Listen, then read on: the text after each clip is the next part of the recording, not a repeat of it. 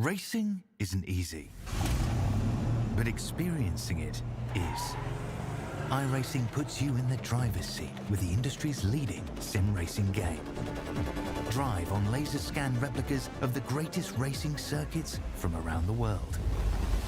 Go head-to-head against other drivers chosen by skill-based matchmaking to ensure competitive racing at every level. Compete across all your favorite series. In officially licensed cars, engineered to deliver the most accurate driving experience possible.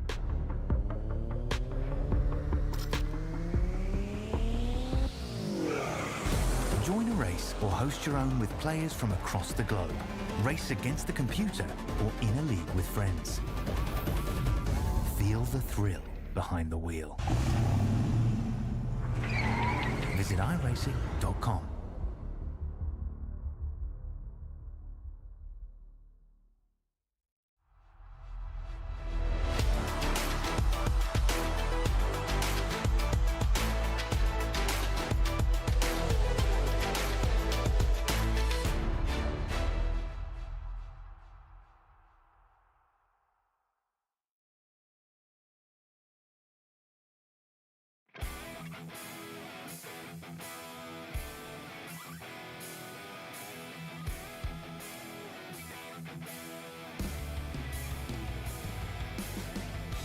Speedway for 300 laps. We are currently in qualifying at the moment, and we're going to take a minute to look at a little bit of race info here. Track temps 80 degrees Fahrenheit. It looks like the overall weather is going to be about 70 degrees, 78% humidity with a little bit of wind coming from the north, about 1 mile an hour. That shouldn't affect the drivers too much here. And I mean, in the booth with me today, we're going to have Christian doing production, and we're going to have Russell up here broadcasting with me as well. How are y'all doing today? Well, man, I'm kind of excited for this one. I'm not usually a short track kind of a broadcaster with these kind of cars, so going to be interested to see how these super late models can get around this Five Flag Speedway for the Snowball Derby here tonight. Yeah, I got a feeling it's definitely going to be an interesting one, especially with it being 300 laps. You know, this track's only about only about a half a mile long, so these 300 laps are going to fly by pretty quick here. And I'm not quite sure what the fuel load is going to be for these cars. So I'm not sure how many laps that'll be for them. I'll have to go check here. I think it's the fuel loads I believe is about between 150 to 160 laps, so they may only need to make one pit stop. I was talking with Andrew before the race, and he said even the tire fall off here really isn't that bad, so it may be just one pit stop if the strategy works itself out right. Yeah, and that's going to be very interesting to see, as you know, typically these cars do not have to pit, you know, in most official races and such. So it's definitely going to be interesting to watch these drivers come down for pits here, as we do have 14 people that have completed qualifying so far. It looks like Steven Luttrell with the fastest lap with a 16.15, but Joplin not too far behind him here. Yeah, we got some pretty good laps out there right now. Pretty much everybody right around the 16.2, 16.3 second range. So looks like we might have a pretty stacked field here tonight. Yeah, everyone within at least 3/10 of each other. So we should have some good close racing here. And keep in mind, with it being a short track, you know, we might see the old just meant to rattle his cage a little bit, as everyone's would be kind of bottom feeding. Yeah, I mean, you know how things can be with short track racing, and you know the tempers tend to flare sometimes, and if things start to get dicey, we could see that here again tonight. That is very true, but let's see if we can figure out who all is currently out on the track at the moment. Looks like Barry Nelson just completed his qualifying attempt. That's going to put him about 12th. Lee Campbell currently on the track.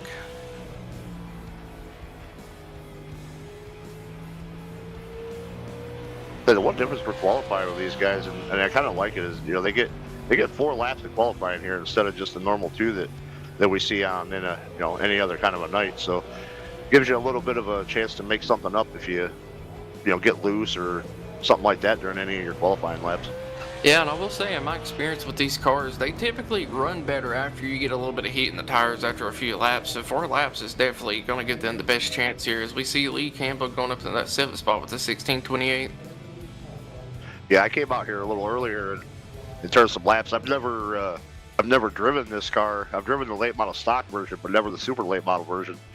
And I was kind of impressed with kind of how it really sticks to the track well. I was kind of surprised with as much rear torque and power as these cars have. I figured it would have been a lot looser, but it's just like you said, after 2 or 3 laps, those tires kind of they kind of heat up and you get some really good grip with these cars. I was very surprised when I saw that.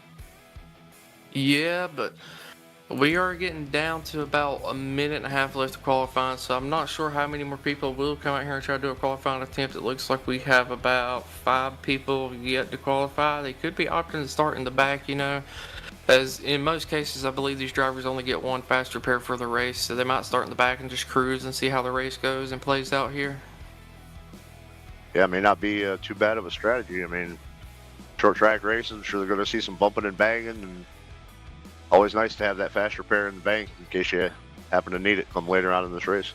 Yeah, typically I'm always broadcasting for the, Super Speedway series, the Full Send Fridays, and, I'm not real sure which of these drivers are going to be good at the short tracks here, but who's going to be your pick to win it today? Man, I mean, your guess is about as good as mine. I mean, like I said, we don't run this this style of track very often here at Races Elite. Normally, it's the regular trucks, Xfinity Cup style, super speedway, stuff like that. But I have to look back here. I think Andrew had posted information about last year's race, and I wanted to see. So last year's winner, I don't see him here tonight. So, I mean, Brandon Honeycutt, I don't see him here tonight. Sean Dunaway, I don't see Sean here tonight. Kyle Hess finished 4th last year, and he's here tonight. Currently sitting P8 after qualifying.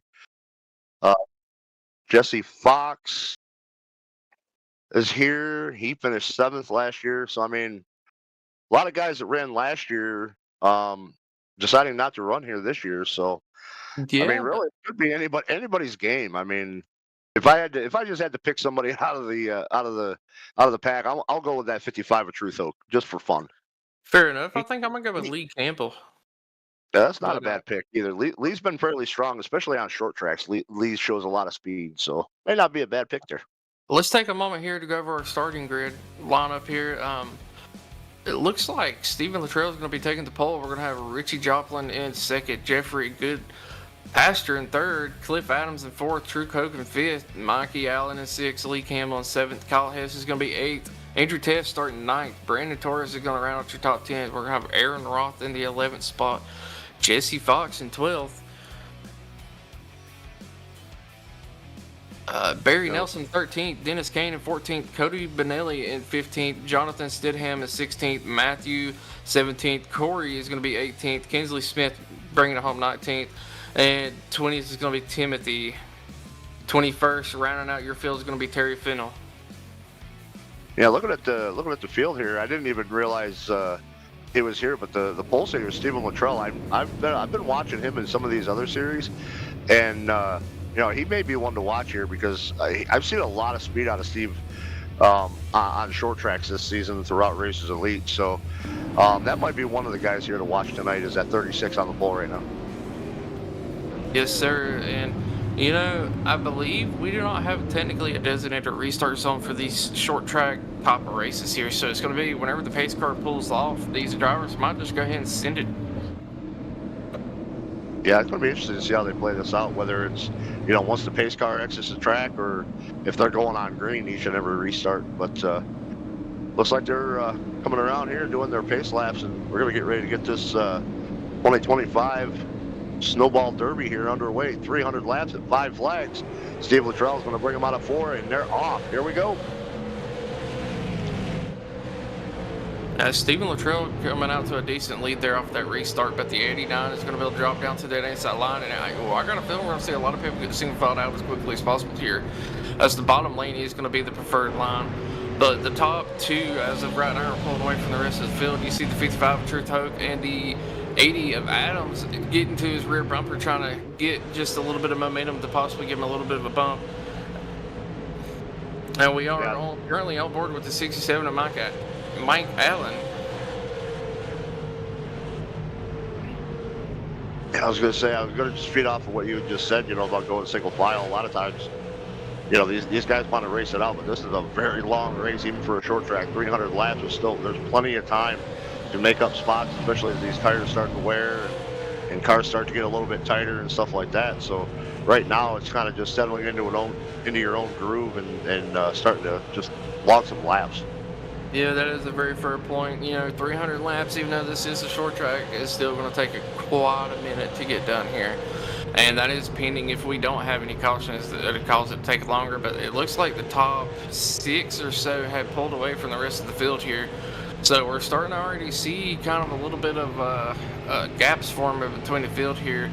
And just keep in mind, with this being a short track, it will take no time at all for Steve Luttrell to start running into lap traffic. Yeah, it's one of the things that, you know, we don't really see that often on green flag situations, you know, and usually in any of the other series, having to drive through the lap traffic. I mean, we don't run too many short tracks here at Races Elite, maybe, you know, two a season for each of the series, but, you know, that's going to be one of the big deciding factors here is who can slice and dice their way through this lap traffic the best. Well, I will say here at Racers Elite, we have some very clean drivers, and a lot of the people will probably just move out of the way and allow for the leaders to go by if it does come down to that.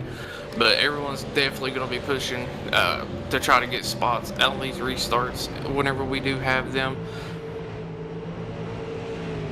Yeah, best case scenario. I mean, we get some nice green flag runs, and we're able to really see who's got the best long run speed.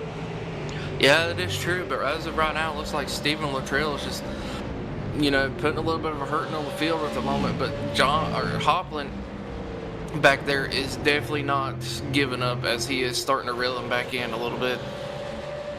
Yeah, starting to slowly close himself back in. Got it down to, what's that, about 0.6 of a second? I believe so. I need to.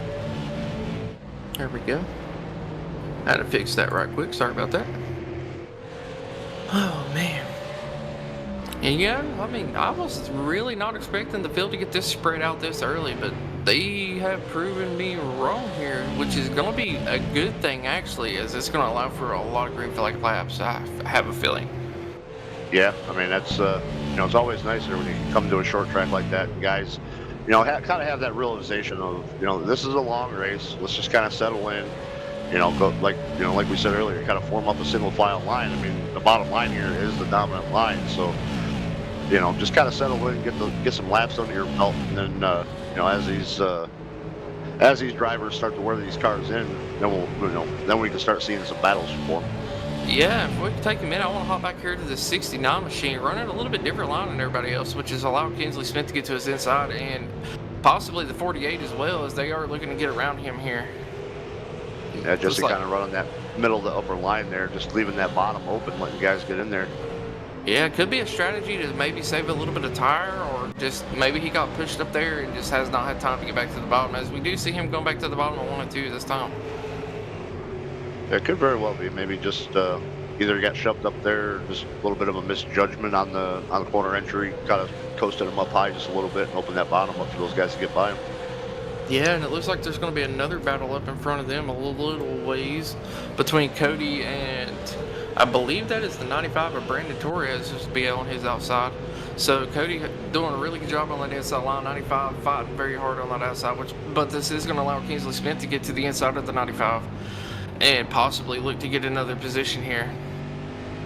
Yeah, just not you know, trying to not give too much room to really scrub a lot of speed off. I mean, we saw the 95 really just kind of laying on the side of the 19 as he was making that pass, but keeping that bottom open, 15 and the 48, able to capitalize and squeeze out by 2. Yeah, just unfortunately for, you know, the 95 there, lost 3 positions just because he got out of the preferred lane, and that is part of short track racing, especially when you get into these late models here. Yeah, I mean, it's you know, they're kind of a different animal to drive. Like I said, I put some time into them earlier. I'd never driven them before, and I was kind of surprised at how well they hold up over time.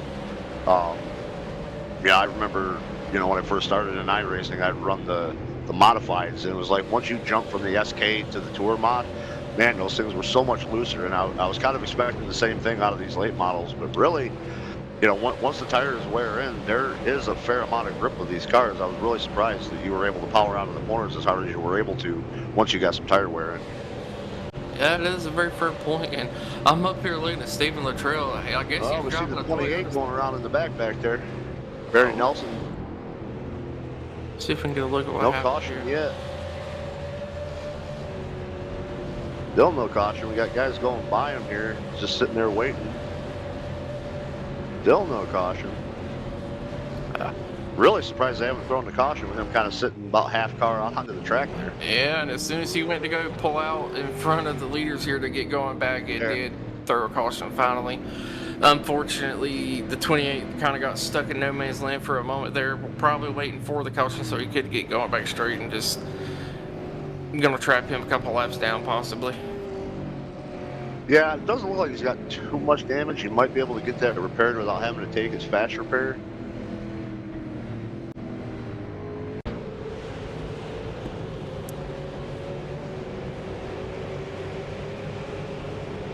But it looks like we're on board with the 28 here. He's going through, I believe, 1 and 2 at the moment, and just absolutely got loose and goes down to the inside wall and just not able to get, turn back around. The field is completely spread out, and there's really not a good guy for him to get up on the track. Yeah, so on that one there, I think he just got loose there just because he was still really on the bottom side of the track there. He wasn't able to start his drift up out of the corner there, and I think the lower you are, the looser you're going to be. So I don't think like I said, I don't think it did too much damage to that 28 car. I think he'd be all right. Get himself back out there. Yeah, but this race is going by absolutely phenomenally quick here as we're already on lap 25 getting ready to cross the line for lap 26 at 300. Yeah, I mean, if he can get himself a couple more cautions, maybe get those laps back. I mean, we all know how these short track races could be with cautions breeding cautions. We kind of hope that's not the case here tonight, but we always know that at a short track that is a possibility.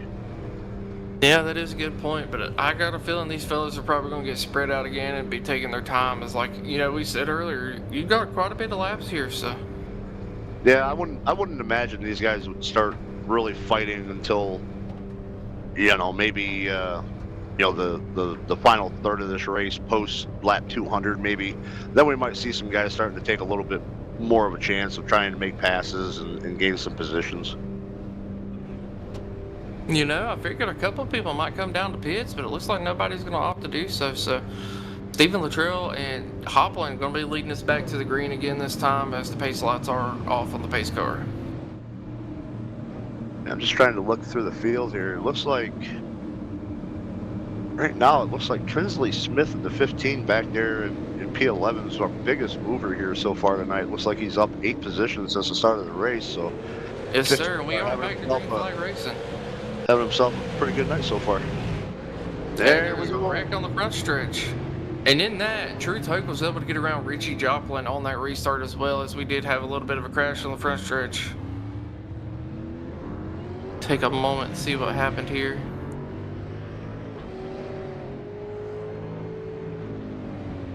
Maybe a little bit of tire spin on that restart once these tires cool down a little bit.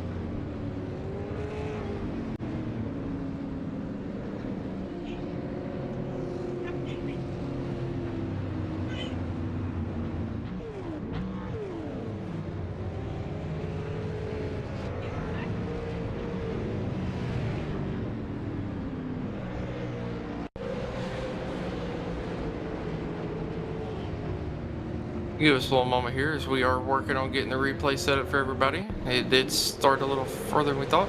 So we're on board with the 48 at the moment, and it looks like the 69 gets a really good jump there, gets into the back of the 48, which is going to turn him down into the 95. And unfortunately, 48 nowhere to go, back up into the wall, and just a hard hit for him there. As I do believe that does give him a meatball flag, so he will have to come in and use a fast repair. Yeah, I think I was just watching it on my end. It almost looked like there was a little bit of a check up there between the 86 and the 19, and then that's what kind of caused a stack up there with the 48 and everybody behind him. Yeah, it does kind of look like Maybe that. the 86 spun his tires on the restart, had the 19 of Cody Benelli kind of right there, and Cody had to check up, and that checked the 48 and everybody else up, and that happens in short track racing. Yeah, that is true. I mean, any type of racing, you definitely got to be prepared for the drivers to check up. You never know what's going to happen.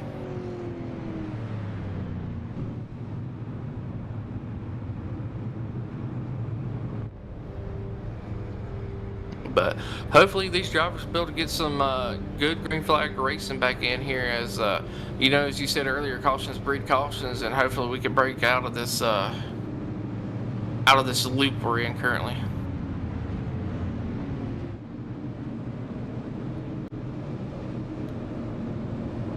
But the drivers are stat back up, and the pace lots are all on the car this time as we are coming down the backstretch. And we should be getting ready to go back green. Again, you know, Hoke was able to get around Joplin for that second place, so it's going to be Hoke and Luttrell leading us back to the green. And they are green this time. Luttrell's got a really good jump going into 1 and 2. Hoplin is almost able to get clear of Hoke, but Hoke's going to be fighting back on that outside as they're coming through 1 and 2 this time. Hoplin was able to clear, and Hoke's going to drop down in that third spot. And as we look back through the field, everybody, for the most part, has got a single filed out, and we are going to be in a good spot for some green flag racing here. But it does look like Adams is looking to the inside of Hoke here in turns 1 and 2, trying to get around him, but not able to do so as Hoke got a better drive off the corner. Yeah, Truth being able to get back down there to the bottom really kind of saved him right there. Now Truth is going to try to look underneath the 89 there at Joplin and see if he can get that second spot back. But that was a great restart there by Luttrell. There's one thing I've been noticing with these, some of these short tracks is, the leader has control of the restart, and man, at short tracks, that advantage really seems to be more dominant than just about anywhere else. Oh yeah, especially, you can get out to the lead, get the clean air, you don't have to worry about someone trying to dive it under you, so you're able to run, kind of more of the proper line that you need. That's where, like, Hoplin right at the moment is having to run a more of a defensive line, so he's turning in a little bit earlier than Luttrell as you watch it going into 1 and 2 this time.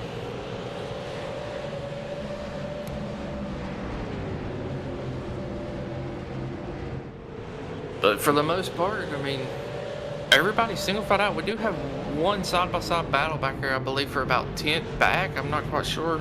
Looks like the 92 and the 4 machine. So it's going to be Timothy Osborne and Dennis Kane battling it out right now for about that 11th spot. Yeah, Kane looked like he got a really good launch here, trying to come off the corner strong, just not able to do anything on that outside lane. 92 going to get clear of him and bring the 48 back with him. Yeah, it looks like the 48 is going to be able to get to the inside of Dennis Kane, so it's going to be Matthew, but Kane fighting back hard on that outside, almost able to clear him back.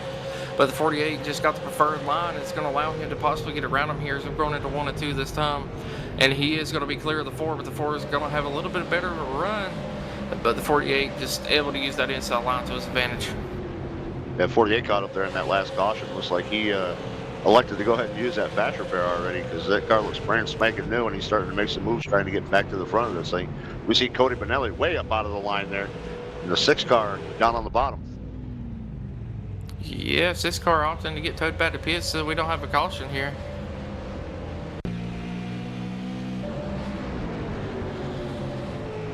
Looks like the 6 came up and got into the 57 just a little bit, and that caused him to get loose, and Kinsley Smith just getting into the back of him and getting him the rest of the way around. Unfortunate turn of events for that 6 car there. It's going to be Jeffrey. Go ahead. Looks like it just got loose with that, the little bit of arrow suck is what I like to call it. Looks like he just got him loose from having that side draft coming down on him from the outside. Nowhere for Kinsley to go, and just ended up punting him. Yeah, it gave him a little bit of that sucky, and it just wrapped him around. But as we're on board, it looks like with the 69, which is Jesse Fox battling with Cody Benelli. It looks like Benelli's got a little bit of damage to his left front here on that outside lane, but still holding very strong against the 69 on the inside. But Benelli does get into the wall, which is going to allow the 69 to be able to clear him, and that's going to check up the 86 behind Benelli. It looks like Cody's got a little left front damage right there, so I'm not sure how he managed to get that, but it looks like it's really affecting that car. Oh, yeah. I haven't raced these per se, but the late models, I know if you get a little bit of nose damage, they plow like a truck, basically. That's definitely doing that because he is just washing up the track just about every corner right now.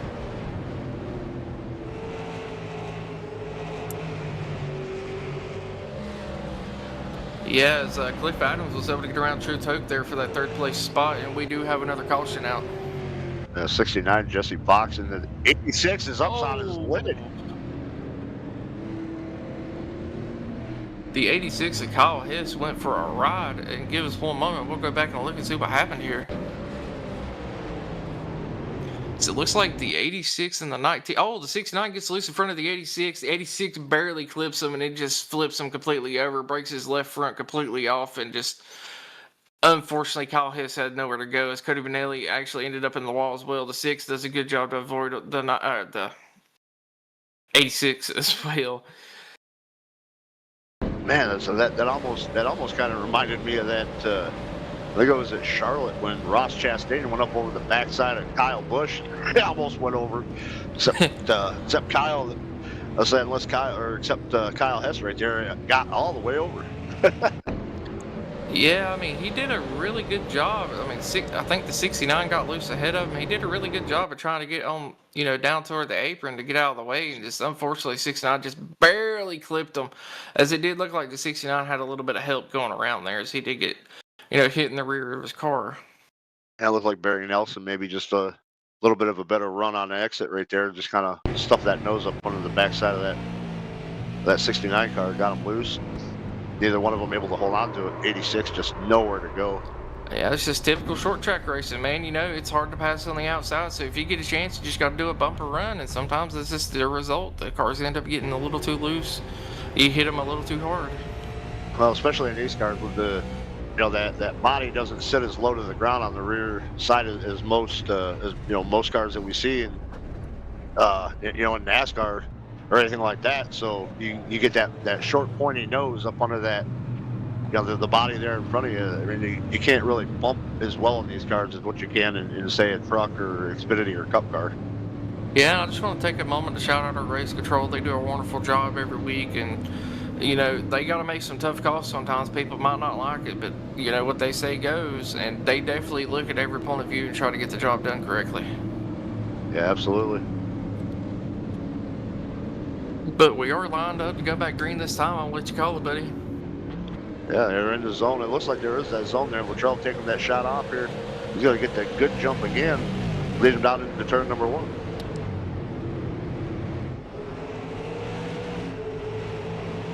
It's like Cliff Adams looking on the bottom there for P2 on Charles Joplin. Going to try to take this P2 away. Joplin holding strong on the outside. Not going to give it up easy right now. I was going to drift up just a little bit high and let that 80 car by. Yeah, these top three is pulled away from the field, as they're still back there side by side battling it out for about that 6th place bag. Yeah, almost 3 wide back here around P8 and 9, but they got that settled down before it actually worked its way into fruition. Yeah, a lot of these drivers do know, not to push the car too early. Again, this is a pretty clean league. These guys have a lot of patience, and they typically don't push too hard until the end of the race. So I do got to give credit where credit's due, as they do make some enjoyable racing for us to broadcast up here in the booth. Oh, absolutely. But it does look like Cody was able to get that damage fixed in that 19 machine, and him and the 42's battling it out. 42 on the outside. Cody was able to get around him. Is the 42 going to have enough time to drop down before someone else gets on his inside here? And he does. And now we're watching a battle between the 69 and the 20s. The 69 that does have the inside line against the 20 machine here. Corey Corwell doing everything he can. 42 got loose, and that's going to allow for Corey to get around him. As you see, the 92 opted to go to the outside as well. And yeah, that checked at the bottom line big time, but the 42 able to get back into the gas and battling back on that inside line is, now Benelli's around. It's like everybody was able to avoid him there. Hell of a job for everybody to avoid that.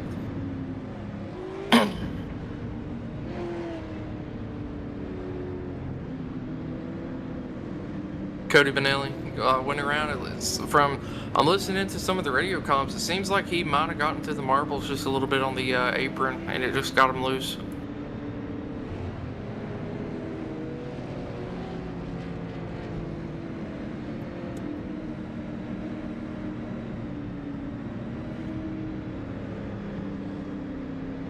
But luckily everyone was able to get around him here, as we are going back on board with him to see what happened here. And we're watching him going through 1 and 2. Yeah, coming through 3 and 4 this time. And just barely got a little bit piece of that apron so far. He's doing just fine. There's a lot of action going on behind him here.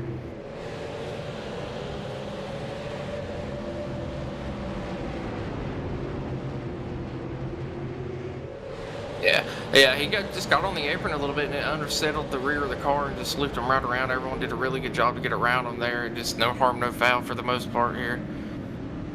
Yeah, you get that left side down there on the apron, and it's definitely going to upset that car. Yeah, one of the things about iRacing a lot of people don't understand is, like, for instance, on the progressive banking tracks, if you get on the seam and you're running on 2 different types of banking, it does make the car super loose. Sometimes you can use that to your advantage if you're burning your right front up, you know, but in this type of car, you're going from banking to a flat surface, and it just really throws the weight out of whack on the car. Yeah, for sure. I mean, you look at a track like New Hampshire. Now, New Hampshire, that's a really good track to be able to run kind of either half on or half off that apron, because it's a little flatter than what we have here. So. Oh yeah. So sometimes it can be an advantage to you to kind of run that left side down there on that apron, but I think with as low as the front of these cars sit to the ground, I don't think it's advantageous for these guys to do that. Yeah, as Adams is going to be restarting on the outside of Luttrell this time. Luttrell doing a wonderful job, led every lap at this race so far, and has, been up in the front of the race the entire time, qualified poles, doing a great job. But we are about halfway to our fuel window, and we are getting ready to go back green this time, and Luttrell is going to lead us back to the green with a wonderful jump on that inside line. But Adams is fighting hard on the outside, able to drop down to the inside as we come into 1 and 2 this time, and the top 3 single filed out as we are battling back here for 4th on back. Yeah, looks like the top 4 able to get single filed out there. Now we're down about top 6 or 7 now. It's the biggest thing for these guys, just get themselves single filed out. Avoid those issues. Yeah, just, getting it single filed out, making it towards the end of the race is going to be a big key factor here, especially in saving your tire and such. Is running that outside lane is not only slower, but also going to wear, heat up your tires even more as you're having to push harder to try to keep up with the leaders here. Yeah, for sure. I mean, it's all about just kind of managing your race here. I mean, still a long ways to go. We're lap 65 out of 300, so still a long ways to go, and you got to be there at the end to win it. And I will say, Luttrell did not get as good of a jump this time, as Adams is, pretty close to the back of him here. And definitely, Luttrell might have to start going a little bit more defensive with his line here. Yeah, I was going to say, maybe one of these guys that here I'm going to be keeping my eye on is that 80 car Cliff Adams. I used to race with Cliff in another league, and I remember him always being, really strong on the short tracks, and especially in types of cars like these, he's going to be one I'm going to be keeping my eye on. I mean, the 36 definitely fast here from the get-go, but I think Cliff Adams over the course of a run is really going to show his speed here. Yeah, but let's hop on back here to about this 8th to 9th place. I believe it's going to be Fox and Allen, as they are completely side-by-side battling back here, about two or three rows deep. And it's been some very intense racing that I've seen the past few laps. Yeah, these guys are not just moving over for each other. They want these positions. Yeah, they're definitely not making it easy. As you see that 67 fighting with everything he has on the outside. Oh, they're 3 wide. 55 of Truth Hope able to get clear very quickly there, as I believe the 67 was like, I don't want to be no part of that, and just absolutely lifted and let him go by. Yeah, 67 trying to hold strong there on the outside. It's just not the move to make. Trying to run that outside. It's slower. You're going to chew those tires up, and Truth is like, I'm going to have to get by you myself, and shot that thing 3 wide middle and made it work. Yeah, so, we're on board with the 67 still, and Mike Allen is just falling back so bad right now. He's almost all the way back to the end of the lead lap cars here. And I believe he restarted in around that 10th spot or so. Just goes to show how dominant the inside line is in these short track cars. Yeah, for sure. I mean, and then too, running up there that high, you can see right there all that rubber marbling up there. You get up there in that third lane where all those rubber, where all those marbles are. Those are going to stick to those hot Oh, we tires. got one around. We Hard were in the watching the wall. battle between Hoke and Teft, and next, hard hit for the 69 into the wall. 28 getting hit in the rear as well, and just a very bad incident. As we're gonna go back and take a look here, Well, that front might clip be of the that end. 69 car is missing. They, the 69 might be done for the day. But all I was getting at with that top line was just that having all those marbles on those warm tires is going to make that car tight for a while till you can get them things cleared off. Oh yeah, as we're on board with the 98 and 55 at the moment. I believe the wreck battle happened in front of them, but I'm not 100% sure.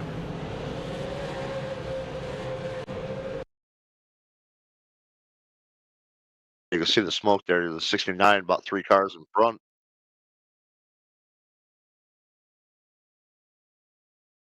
Good job by the 55 to get them to get around. We're on board with the 69 at the moment. Let's take a look, see what happened here with Jess Fox. So it looks like he just gets loose coming out of 4, gets up into the outside wall, very hard hit. And, he spins it around to the inside, is not holding his brakes, comes back up into the middle of the track, and just unfortunately, I don't think a couple of these drivers had nowhere to go as the 28 comes into him backwards. That looks like a whole separate incident there. I think the 28 was trying to check up and got a little pump there from the 50 car, Terry Fennell. Yeah, we're going to ride on board with the 28 here and see what happened to him. As there is a wreck going on in front of him here. Looks like he's checking up, gets a bump, spins around, and unfortunately just right into the 69 car, and just definitely not what these drivers wanted to see here. Yep, just one of them classic cases of a checkup gone bad. Yeah. But you figure, I mean, these cars are whipping around this racetrack, and I mean, the closing rate is just so fast when somebody in front of you lets off. You just have no time to react. I mean, Terry just had nothing that he could do right there. Just no time for him to react to the 28 checking up with that 69. Yeah, that is fair, but with the caution flag waving, you got to be careful about coming around the corners trying to get caught up to everybody like that. But, I mean, things do happen, man. You can't... The point of view on the inside of these cars is a lot tighter than people, realize, especially when you're coming out of a short track corner. It's really hard to see down the straightaway until you're already full throttle into the gas, as we are going back green this time. And Stephen Luttrell with a huge jump, as it does look like the 48 and Matthew did end up getting into second. Rich is going to be taking over that third spot, but... I think the 80 car there, Cliff Adams, decided to come down pit road under this caution, because now we got one around us. Another big wreck right in the exit of 4. That's a parking lot. Yep. Bunch of cars involved in that one.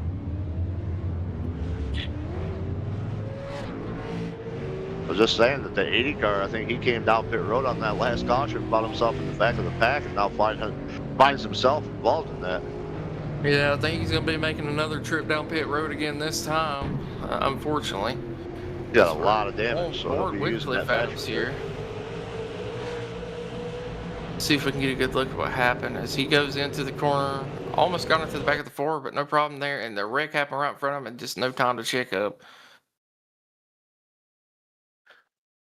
Looks like we're going to be trying to get on board with the 95 here, and we're going to go through this wreck one more time just to see if we can get a better look at what happened.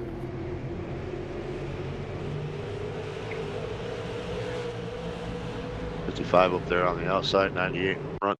Looked like a little contact between the 98 and the 60. Yeah, and the 42 getting Just into the back of the 95, and just that inside wall just caused an absolute blockage, as a lot of these drivers had nowhere to go. Just another one of them cases of the checkup. I mean, 95 was checking up to the 98 after getting involved, getting into the 60 there, and just nowhere for anybody to go.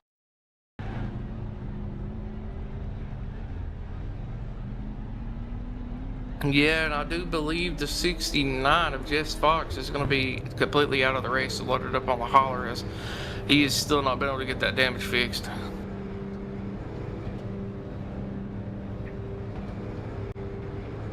But we are re-racking them and stacking them at this time. Everyone's getting side by side, and we're getting ready to be a one to go to green. Say again, I see that 15 car back there, Kesley Smith, started in P19, currently running fourth, having himself a great day here so far. Yeah, about 3 drivers tied for biggest mover right now. We got Matthew in that second place spot, and the number 48 up 15 spots, Kinsley Smith up 15 spots, and Timothy and P5 up 15 spots respectively as well. So these drivers are definitely, doing a good job making their way through the field up here towards the front of. That's one of the biggest things with short track racing. If you can avoid the carnage, you can find yourself right up front pretty quick. Yeah, that is a good point, but just keep in mind a lot of these drivers still have to pit for fuel, as we're closing in on the fuel window here. Yeah, it looks like looks like maybe just about halfway to the fuel run here, but we're back underway. Luttrell getting another good jump on this restart. Yeah, phenomenal job by him all night to get a really good momentum lead here and maintain it out there on the pole position. As it does look like Rich and Matthew are battling very hard for that second place spot at the moment.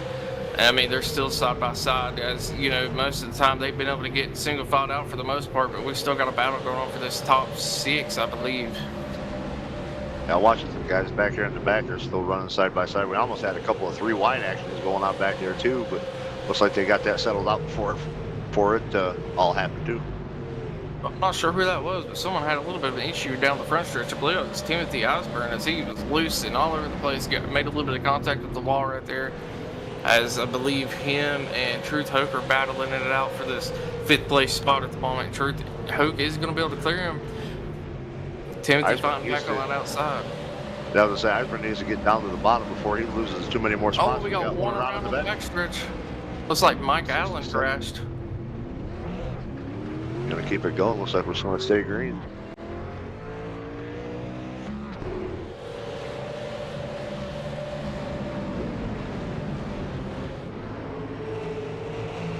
And man, we are already on lap 90. This race is just flying by, even with the a little amount of cautions we've had.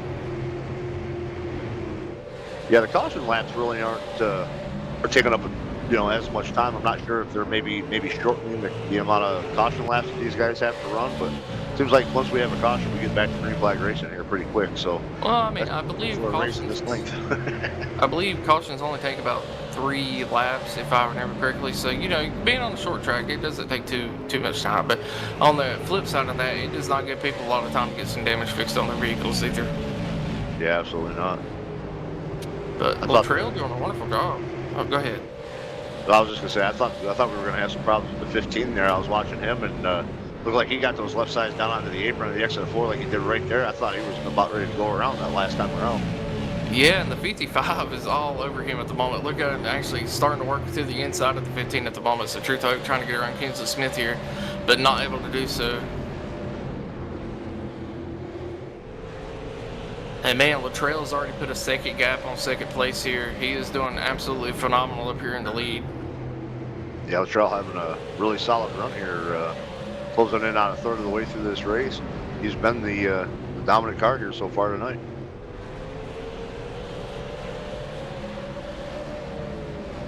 But let's see.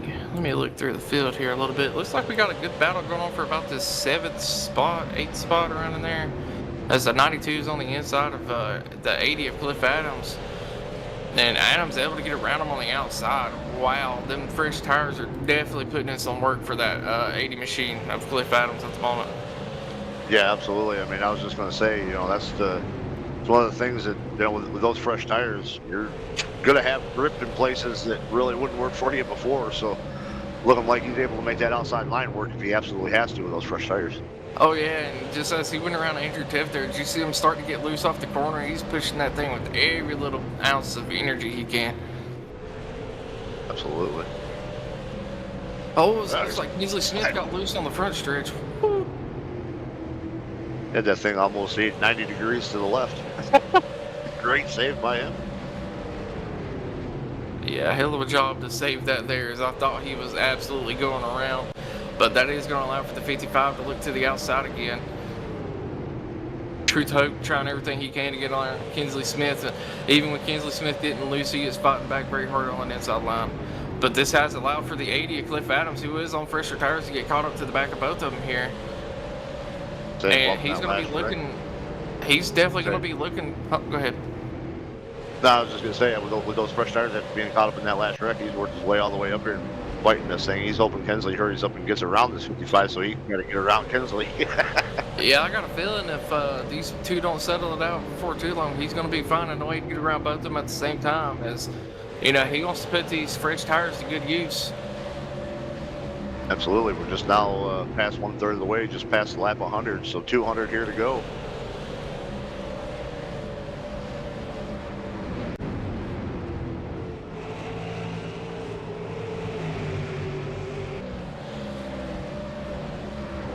And man, the 55 and the 15 are battling still. That 55 is making that outside lane work wonders at the moment. But that, you know, the inside lane just being the preferred lane is making it so hard for him to get by the 15 against the Smith at the moment. Yeah, just kind of holding strong right there on the outside. I'm sure, like, out of this whole group right now, that 80 car is probably the most frustrated. Like, get it figured out so I can get going. Yeah, I'm surprised he hasn't tried to send a 3-wide yet, but he's definitely being really smart, as it does look like Truth Hope finally falters to the outside of that 15, which is going to allow Cliff Adams and that 80 to get it to his inside, and Cliff Adams has no issue at all getting around him. He's going to set his eyes on that 15 of Kinsley Smith. Yeah, once he gets to that back bumper, I'm sure he probably won't take too much time at all getting around that 15 either. Yeah, it's the top three of Luttrell, Hopland, and Matthew have pretty much settled their way away from everyone else in the field just a little bit here. But it does look like the 15 and the 80 are catching up to the back of Matthew in that 48 machine. And now I'm seeing that 98 Andrew Teff now trying to start working over the back bumper of the 55, trying to get himself around Truth for P6 back here. Yeah, Truth Hope ran the outside lane for so many laps. I'm sure his tires are screaming for a little bit of help, as they are probably hot as hell. And I'm starting to wonder if Cliff Adams might have used up a little bit too much tire trying to stay on the back of both of them there, but it looks like he's just being patient, as he is looking to the inside of the 15 here, as the 15 is working his way around the 48. He makes a little bit of contact with the 15. There goes the patient. Then he comes to a stop there, so no caution yet. There's still... And I believe we're not going to have a caution. Ooh. And Kinsley's back is still out on that racetrack. Oh, and he's just going to pop out. Really surprised we didn't see a caution right there. And that's very unfortunate for both those drivers, as Adams is now a lap down. Yeah, I mean, man, they both kind of got burned right there by not seeing a yellow.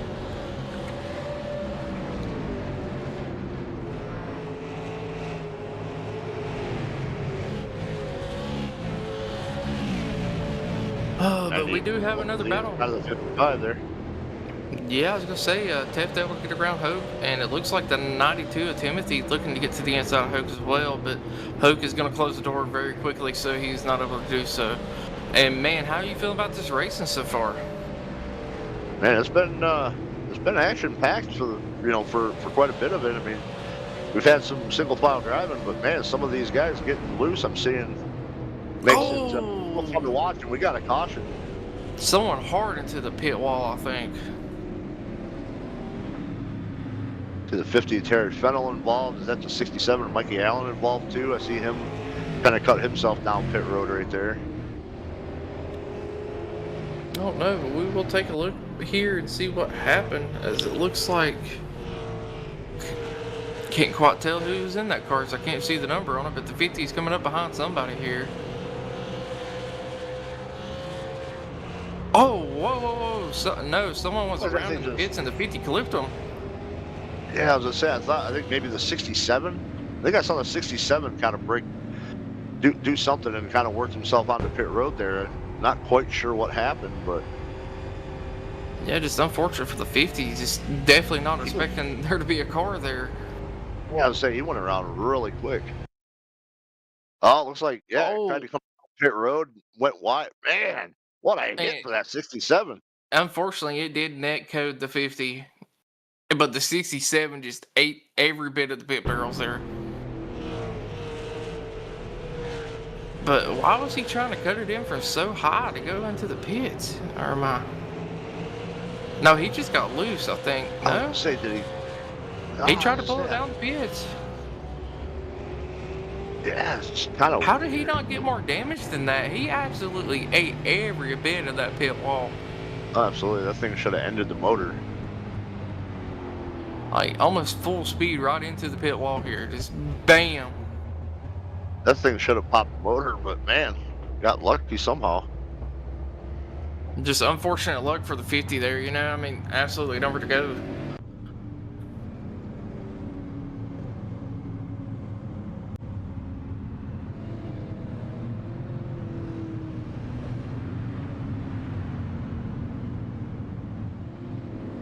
Looks like It looks like we've 60, had a... Oh, go ahead. I was gonna say, it looks like the 67 there with that incident's gonna load it up for the night. Yeah, it looks like Kinsley Spence as well is loaded up for the night as he's disconnected from the server here. But it is time to re-rack him and stack him here as Matthew is going to be taking over our lead, followed by Aaron Roth on that outside. And we are back green flag racing as Matthew's going to get a really good jump on that inside line. So somebody back there in the back did not get going. Not sure who that was, but man, caused a big stack up in the back there. So we do have someone down on the apron, stopped on the track, but no harm, no foul, I guess. But the 48, you know, our new leader, as Latrell is working his way back up through the field. I believe he might have fresh tires here, and he is definitely wasting no time to get back up to the lead as he is all over the back bumper of our leader at the moment. And look at him using that inside line, getting the leader a little loose, but he made it work. That is the classic bump and run right there, folks. You can't, that's textbook, as Latrell is going to be taking back over the lead. Yeah, I was gonna say Latrell definitely on fresher tires. It looks like he came down on that last caution there and got some fresh tires. So looks like quite a few guys have decided to come down pit road. I'm seeing a lot of guys with about 6-lap old tires out there. So first pit stop of the day. Yeah, and it's definitely paying off for a couple of these drivers. The people that stayed out on almost 100-lap tires are fading very quickly here. As Latrell's already up to a second lead almost. Yeah, I'm seeing right now up front, I'm seeing the 48 probably with the oldest set of tires, currently about 72 laps. That was after he got involved in that incident back there, had to come down pit road earlier on in this race. Yeah, and he's definitely fading fast. As they said in cars, you know, like McQueen, he's fading fast. As we do got a battle going on between, I believe, the 48 and the 20 here. So it's going to be Matthew and Corey as the 48 is on older tires, the 20 is looking to his inside and able to get a better drive off, and that is going to allow for the 92 of Timothy to get to the inside of the 48 as well, as they're coming through 3 and 4 this time. And the 48 is just going to continue falling here unless he can get to that inside line and start doing a little bit of damage prevention, and he is able to do so. Yeah, I mean, having that old tires is definitely going to put him at a disadvantage to these guys who just came down pit road. But I think if if he can just kind of wrap that bottom, even with those older tires, and force guys to go to the high side, he's going to fare just a little bit better than what he would by having to run up there in that middle to upper lane.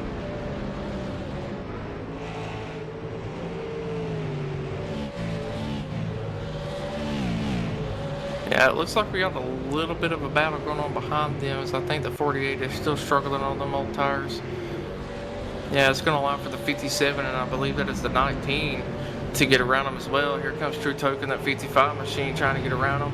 And they're doing a wonderful job, but now the 19 to the inside of the 57 of Aaron Roth.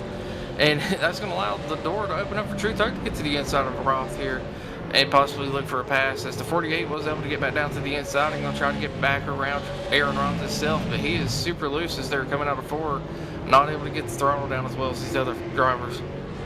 Yeah, it looked like we had a little bit of a gaggle between them guys there for a little bit, but able to get it sorted out. That 48 continuing to fall back. And don't look now at the leaders, but Latrell is starting to lose time to Joplin here, as he's already closed the gap from almost a full second to 0.5. It could be Latrell maybe doing a little bit of tire saving, trying to make this set of tires last him a little bit longer. Maybe noticing he's getting himself out to a pretty good good lead, kind of back it off and save some tires. Yeah, that is a good point. He could also be trying to save a little bit of fuel. He might be just a little bit short of making it to the end of this race here, if we do go green flag. Yeah, say very well could be too. As you know, these two do have such a good lead over the field at the moment. They could really save a lot at the early part of this, the early part of this run. Yep, absolutely. But Luttrell is running up on a lap car of, I believe that is the 67 machine of Mike Allen, and Allen is staying high to let Luttrell get around him. It looks like Richie is going to be able to get around him as well. No harm, no foul. Good job by the 67 to stay out of the way there. Oh, as he does get into the wall, trying to stay up on that high side.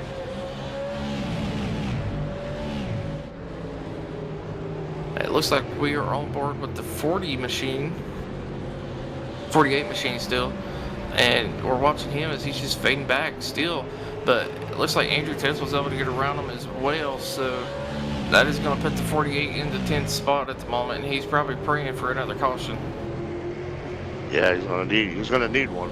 See him get a little bit loose there on that exit, kind of sideways. Those tires are really starting to show their effects now. Yes, the battle is heating up for this lead as Joplin is all over the back of Luttrell at the moment. Andrew Teff there down on the bottom of the 57 trying to make this pass for 8th.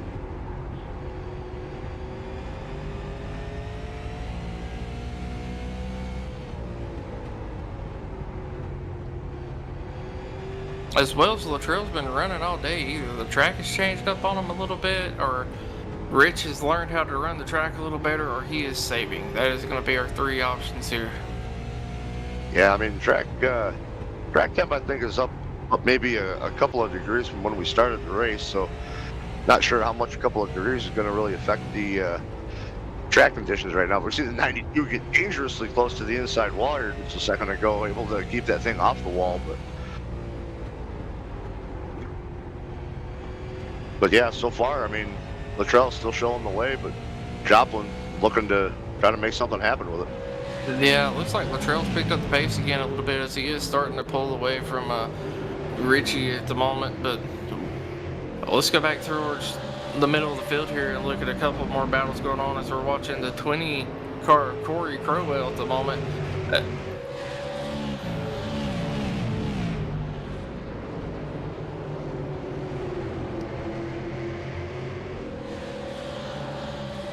Yeah, most of these drivers single filed out for the most part, probably just trying to get a little more laps in, as we are still not even halfway in this race yet. Yeah, looking about 9 laps short of halfway, so I mean, they're still ticking those laps off, but still, I mean, still got half of this race left to run yet.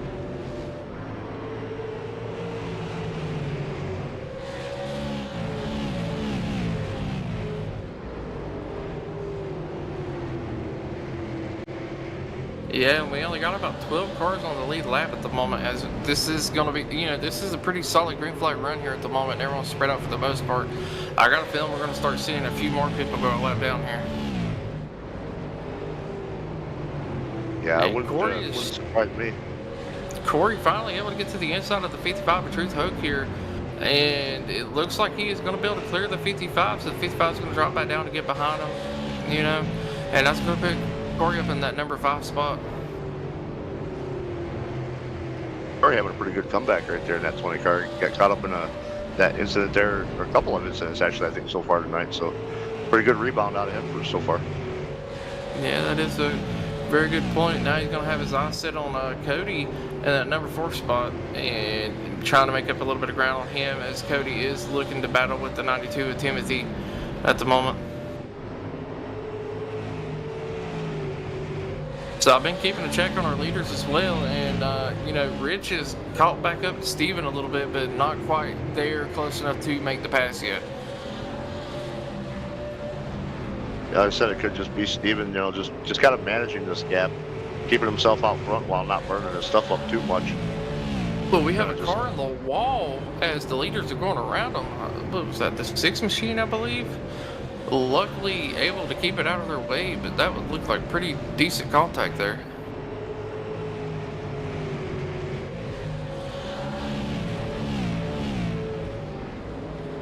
start to see Luttrell and Joplin start to catch up the lap traffic there. We got the 28 Barry Nelson right in front of them, just trying to run them down or run him down, put him a lap down again.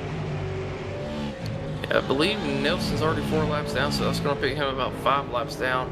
And then ahead of Nelson is going to be Good Pasture, which will be 4 laps down as well.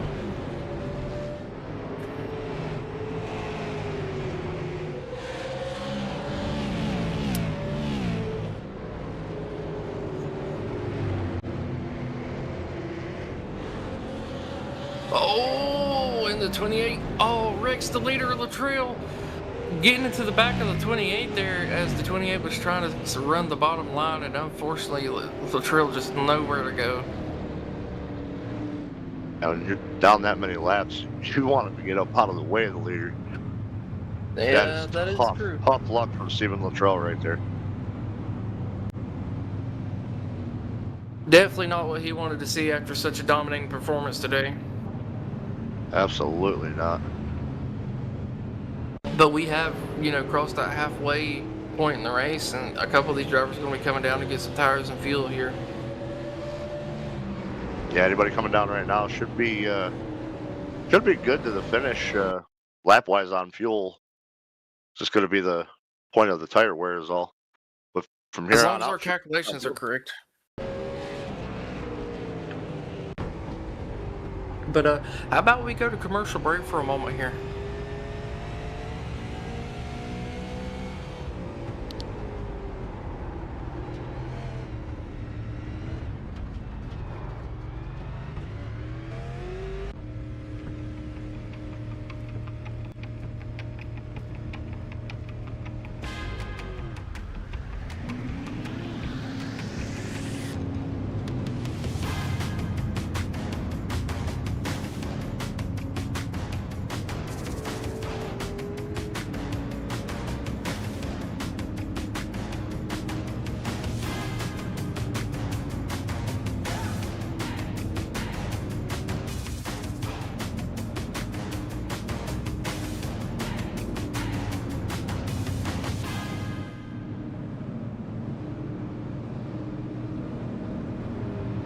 Racing isn't easy, but experiencing it is. iRacing puts you in the driver's seat with the industry's leading sim racing game.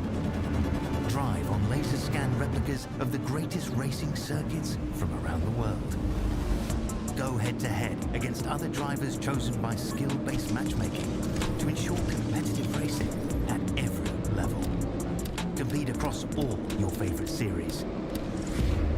In officially licensed cars, engineered to deliver the most accurate driving experience possible.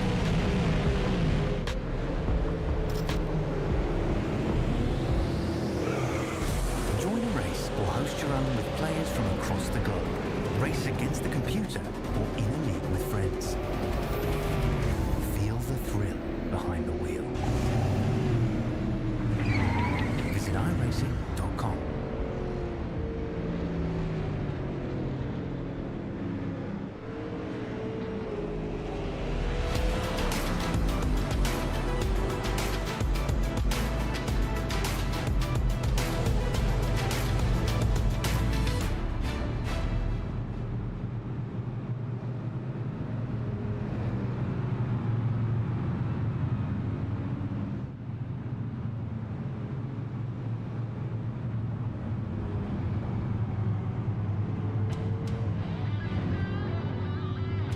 Welcome back here to the Racers Elite Network, at Five Flags Speedway.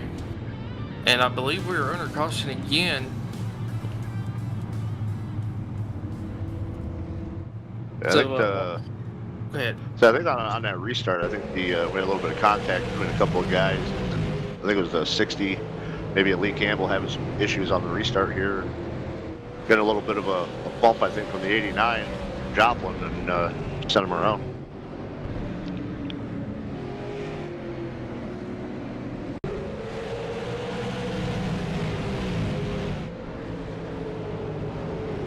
As we are taking a look at it here, it might have been a little bit of net code, to be honest with you.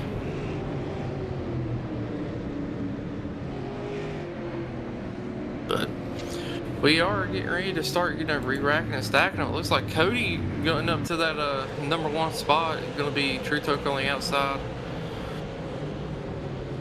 Should be an interesting end to this race here, as I believe Stephen Luttrell back down in the pits trying to get a little bit of his damage fixed here. Yeah, I would say almost a complete turnaround of the way that this field is set up right now with these last 2 cautions. I mean, Cody Benelli kind of struggled the early part of this race, now finds himself up here as our leader. Truth Oak there on the outside with the 57, currently Aaron Roth running 3rd, Timothy Eisbrin running 4th. Yeah, and you just hate to see an incident involving a lap car like that. Sometimes they don't, I ain't saying he intentionally did it, but, they're trying to battle to not go an extra lap down, and just sometimes this unfortunately ends up the wrong way. Yeah, it happens more times than you'd like to admit, but it does happen. But a really good restart from the inside line there, is it looks like True Toke's going to be falling back to about that 3rd spot. Potentially 4th, as it looks like Corey's looking to the inside of Truth here. I got some good battles here on this restart. Andrew Depp looking down on the inside of Truth Oak now. Truth and Iceberg kind of stuck there on the outside. We got one around in the back there. We got another big pile up. 95, Stick, 50, Terry Fennell involved again, or the 4, Dennis Kane.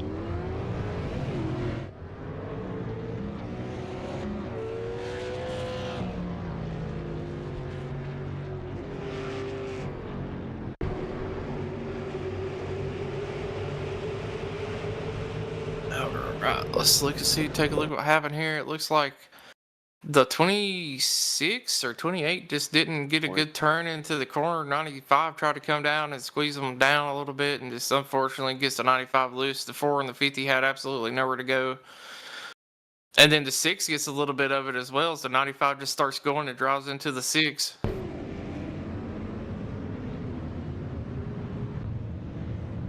I think that was just one of them scenarios of one car zigging, the other car zagging, and the zigzags don't work. Yeah, sometimes, I should have zagged instead of zigging, and then next thing I know, bam, blew the front end off my hot rod. I mean, oh, I love me some Cletus, man.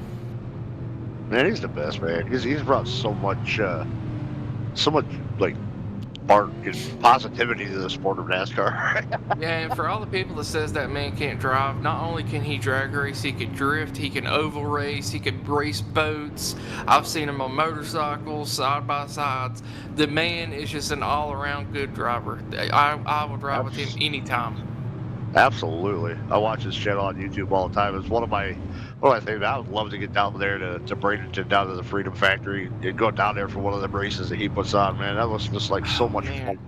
Yeah, got the monster trucks going, got the vans hitting jumps and stuff, got they did road course racing, oval racing, all on that tiny little track, man.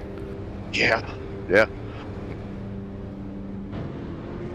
But Cody going to be leading us back to the green. Looks like Aaron Ross is going to be starting on the outside, and he's really going to have to try to do a good job to draw it down to the inside as soon as possible. As the pace lights are off on the pace car this time, True Toke is going to be starting at the 4th spot, and it looks like Corey in the 3rd spot. So these drivers are going to have to do everything they can to try to get to the inside line as fast as possible.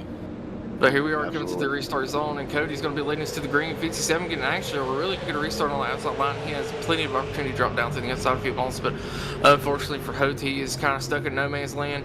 But a little gap did open up, but he did not have enough time to drop down there, and they are going to be side by side for that 4th spot back. Yeah, Benelli just kind of going a little bit later in the box there than we're used to seeing the leader go. And that kept the 57 there kind of right with him for a little bit, able to get himself down in line, and got about 6 cars here trying to battle it out back here now. Yeah, Andrew Ted's able to go around the 55 True Toke 48, making his way back up finally, probably on a fresh set of sneakers. And he's going to be taking over that 6th place spot, I believe it is, or no, 5th place spot, and 89 is going to be taking over the 6th place spot. But that 55 trying everything he can to make that outside lane work, and just unfortunately, as we've seen all night, it just does not happen unless you're on a fresher set of tires. Yeah, just it's just one of them tracks that, the bottom feeding is going to be your best friend. It's the fastest way around, and it's just not going to change, like you said, unless they're on, 50 lap fresh tires and what everybody else is on. But, you know, as you see here at the top, at least 7 or so single file out for the most part. We do have a couple, like one battle side by side back there, but everyone else, you know, for the most part, doing the smart thing, getting to the bottom as soon as possible. But it does look like we're getting ready to see a pass for that 4th place spot, as it does look like the 57 of Aaron Roth did get up into the wall a little bit on the exit 4, which allowed for Matthew and Andrew Teff to get around him here at 89 as well, looking to the inside of Richie. See a little bit of damage there still on that 89, right, kind of like the center of the nose. So surprised he's still got enough speed to stay up front right there. Yeah, and it looks like Aaron Ross is just having a very bad time on that outside lane as he keeps getting into the wall on the exit of the corners. And he might just be starting to fight with a little bit of looseness. As that, you know, you said earlier, the track temp has went up just a hair.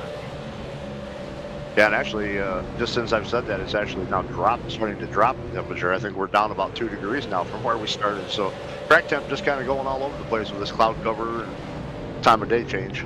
Yeah, that is weird. You know, and typically it either just goes up or it goes down, but doing both is definitely a new one for me. Yeah, it's as, you know, as those clouds move in and, you know, get a little bit of cloud cover, the temp will drop, then clouds move away and the sun comes back out and the heat back up again. Yes, It's sir. impressive. We did have a pass for the lead. Sorry to cut you off here. Corey, able to get around Cody for that #1 spot. Yeah, I mean, again, you know, really good rebound there for that 20 car, Corey Crowell. I mean, he caught up in a couple of things earlier on and able to work his way back up there and now finds himself in the top spot. And it seems like Cody's struggling a little bit as he's gotten into the wall like 2 times in the past 3 laps, and that is allowing for the 48 of Matthew to get, you know, right up on his bumper. As we see Matthew have a little bit of issue getting into the wall, the front stretch there as well, which just opened the door for the 98 to gain even more time on Matthew.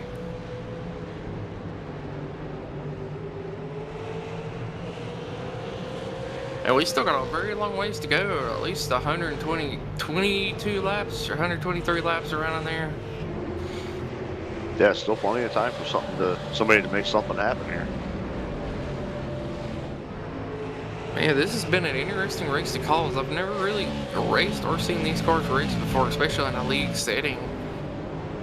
And Yeah, I mean, yeah, me either. As I said, like it's one of these cars that I have zero experience in. You know, normally I can kind of give a little bit of color to the car and what's happening, but I'm not a clueless still with this car here. I've only driven it a little bit this afternoon, and there's not still much that I know about it.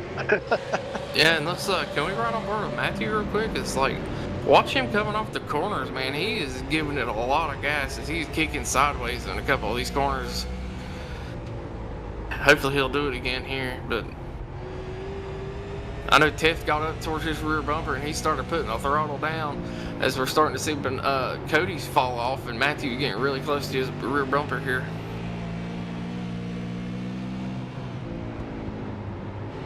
Oh, Cody really loose coming out of 3 and 4.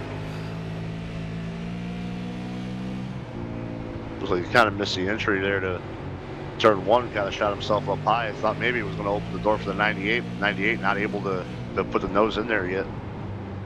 Yeah, 48 just offered to go to that second lane as he's getting really Now he's up there sideways. Hard. Got up there. Got up there and just a little bit of those marbles got loose and could not hold on to it.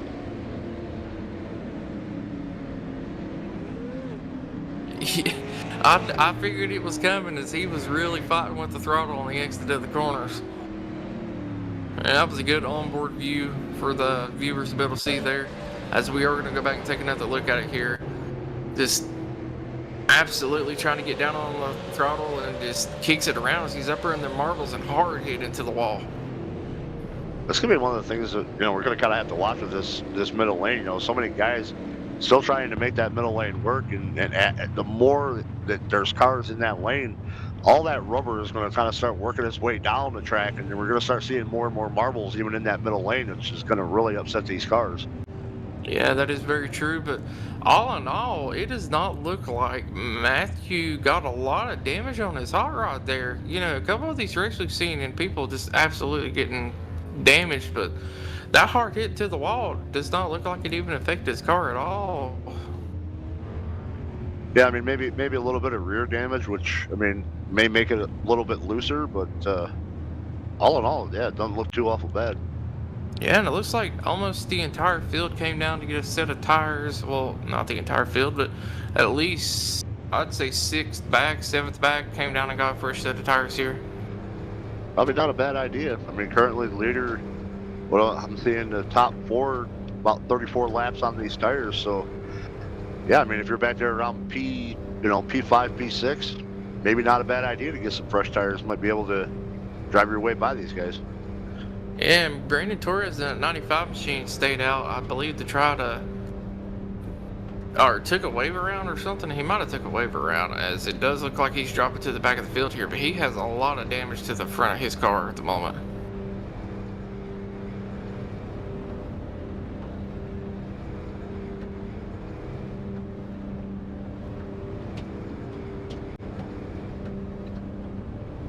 All right, it looks like Corey and Andrew are going to be leading us to the green. This is the first time we've seen Andrew up here near the front, on the front row anyways, so it's going to be very interesting to see what he's able to do, especially if he's able to get a little bit more clean air up here. Yeah, just kind of running his own race here, keeping that car clean, and now he finds himself up front. Just not a really good restart for him, though. The top two, the Cowell and the 89 there, just shooting away. Yeah, that's the best restart I've seen out of the third place car. Richie all over the back bumper of Corey on that restart, just giving it everything he had. As you know, they're going to complete lap 190 this time. We're closing in to 110 laps left of this race, and it looks like Richie's going to be able to get to the inside of Corey there, as Corey left just the smallest bit of room, but Richie does still have front end damage, so Corey's going to be fighting back hard on that outside lane. Yeah, we're starting to see these guys with fresh tires. And oh, we got another one hard in the wall.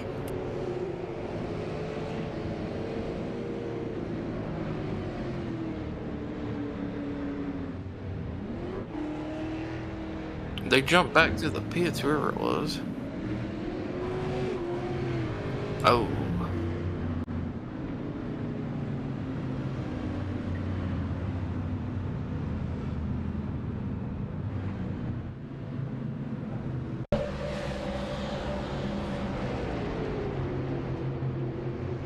It might have been Jeffrey in that number 6. No, to the 50 going around right there. It was as quick as he disappeared. I'm assuming he probably hit his incident limit, because the 50 has been struggling all night long. And man, this is really opening up for some strategy, as we still have a little bit over 100 laps left, and you know, we got people on all sorts of different sets of tires here. Yeah, I mean, we got half the field one way, half the field the other. Man, it's definitely going to be interesting come the end of this thing in about another 108 laps. And I will say, we did have a couple other cars wrecked, which was a completely separate incident. I think they were just trying to check up to avoid the 50, who ended up, you know, reaching his DQ limit or whatever happened there and getting booted off the track. But just unfortunate for some of these drivers. But everyone's going to go in, use their fast repairs, get as much damage repair as they can, get some fresh tires, and we're going to line them back up and go at it again here. Yeah, give it another try. So when's going to be your window of opportunity to say you start pushing all out?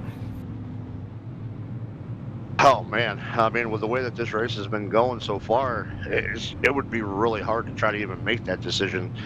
I mean, you can try to bank on it going green, but I mean, I think what I would want to do is try to make as many positions as I can on each of these restarts, and in case we keep getting these cautions.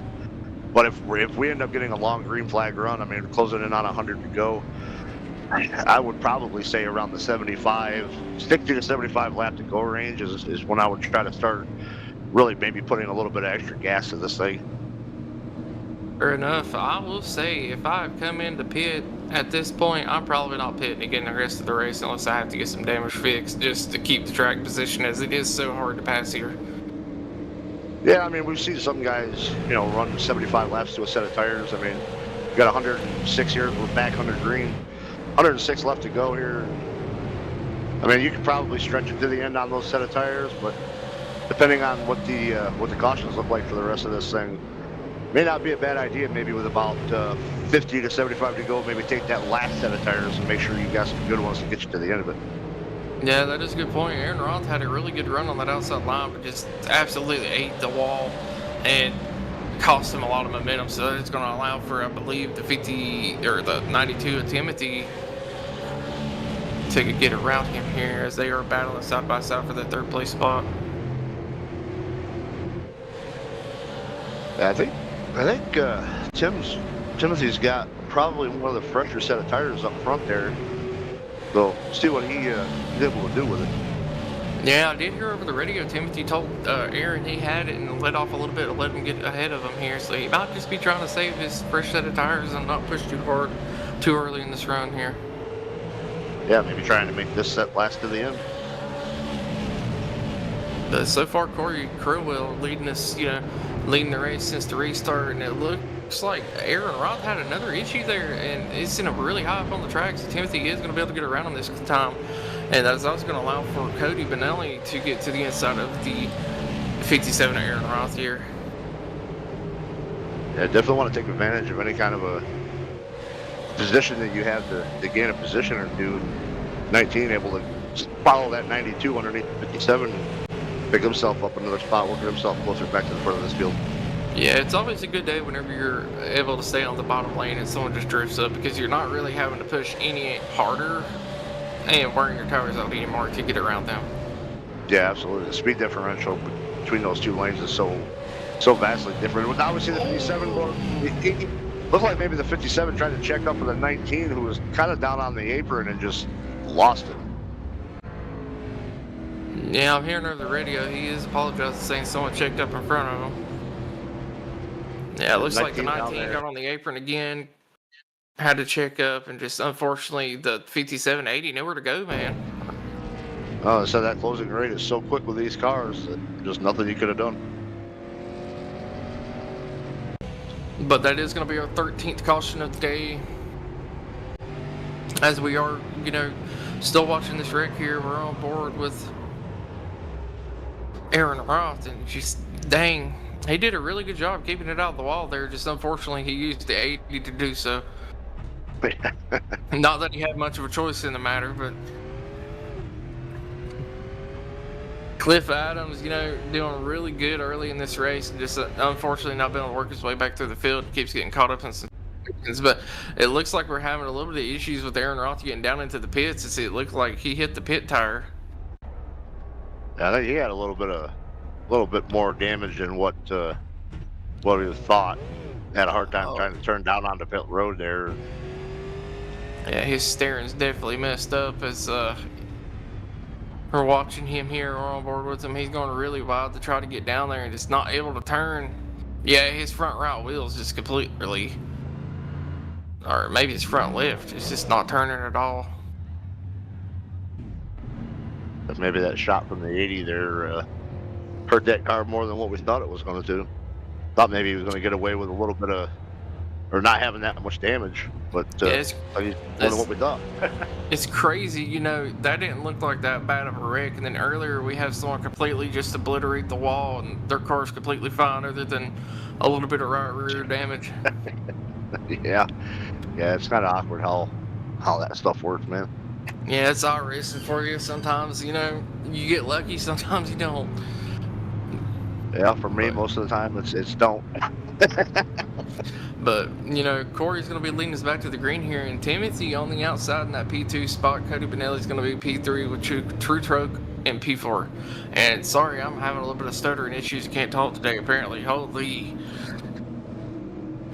I was going to say, the one thing was Corey. I mean, I'm kind of impressed with how he's been able to hold off these guys behind him. I mean, he just popped up. Looks like he's got about 55 lap full tires, and everybody else is about 30 lap fresher tires. But he's being on that bottom lane, able to hold everybody off, and now we're back to green. Yeah, Timothy's getting a really good restart on that outside, and he opted to not go down. He's going to try to go for this race lead here, as he does have the fresher set of tires, and it does seem like it is working at the moment, but that hole's going to close up very soon to get down to the bottom, so he's going to have to make this work. Yeah, I mean, he knows that 20 is not going to give that bottom side up, so if he's going to make this pass, he needs to do it on the outside. He's making it work with those 30 lap pressure tires. It looks like he's going to clear the 20, maybe just not quite clear of him. Battle here on the turf. Oh, 92 into the wall, gets it to the 20. 20 able to save it. Oh my God, there's a big checkup behind him, and everyone able to keep it straight. Holy cow, what a hell of a heads up driving by these guys. Left 92 is finally going to get clear of that 20. Take over the point here.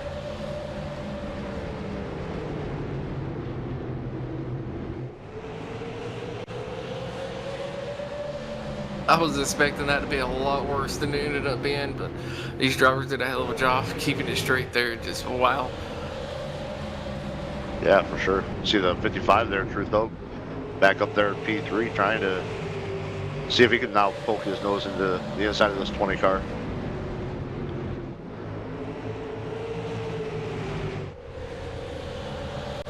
To crawl on about 30 lap older tires than what these guys around him right now are. So best spot for him is right down there on the bottom. I mean, we've seen him been able to defend that lead, you know, down there on the bottom. And Timothy had to take that lead from the outside, so definitely harder to pass him on the outside. But Truth trying to. I hate to say it, but Truth might just have to give him a good old bump and run here, as you know, he's losing a lot of time to the leader right now. Yeah, the 20 really not going away from the 92 either. I keep seeing Corey maybe trying to stick his nose to the bottom side of that 92 to try to battle for this lead again. Now he's working his way up the track just a little bit, going to leave a little bit of the bottom open for the 55 to try to poke his nose in there. Not able to get it done right now.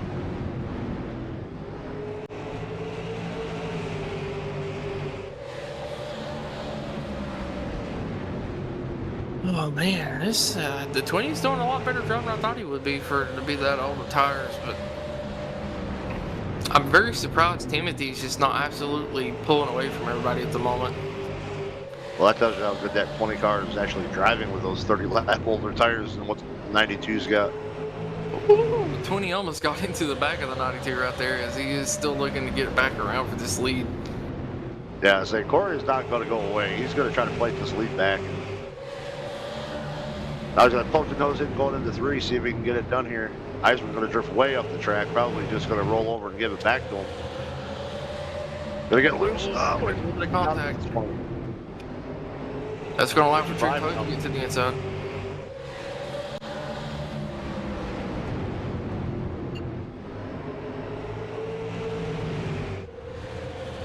$20 back to the point on those older tires. Now the 92 coming down. Who's that down to the 89? But a door slam the 89 at Joplin.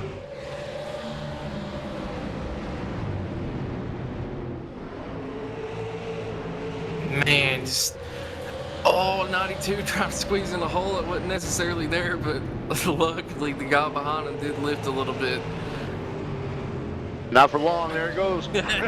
Oh, now the 98 gonna get hit hard from the back. Yeah, you try to fill a hole that's not quite there. Man, you're gonna put that bumper.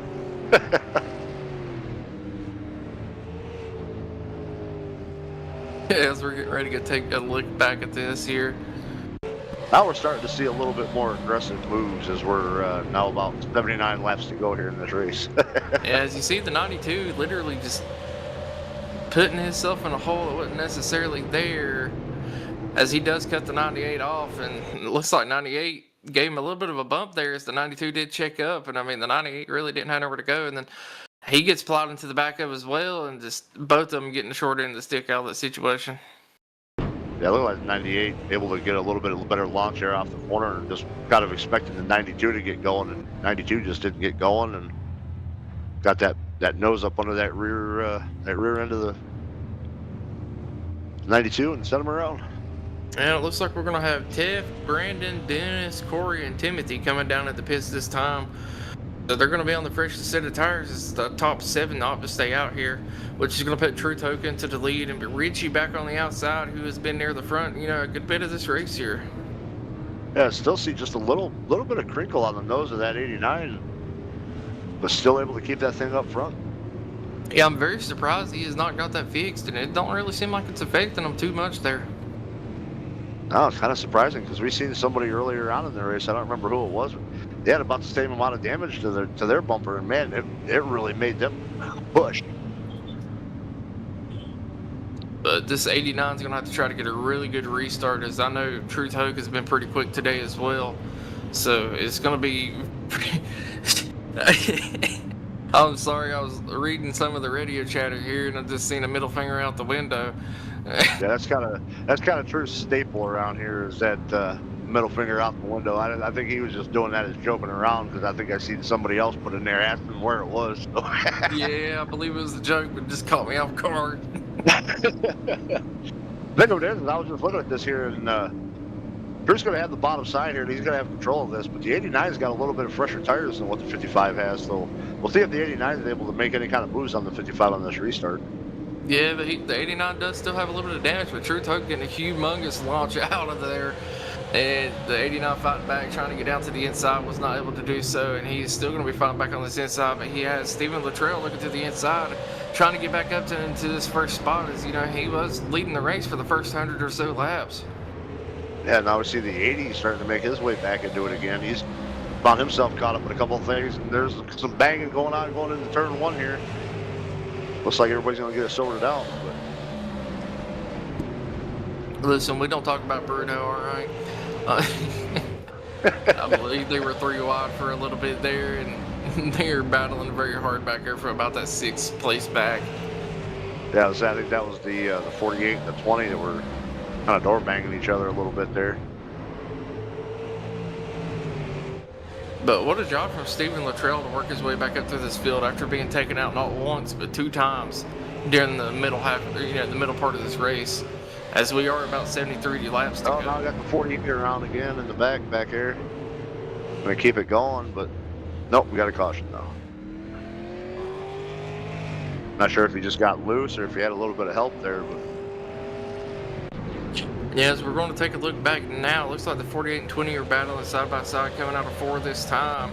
And someone behind him got a little loose. It's the 92 of Timothy. And then he comes up and just gives the 48 just the slightest little tap in his left rear, and it sends the 48 around.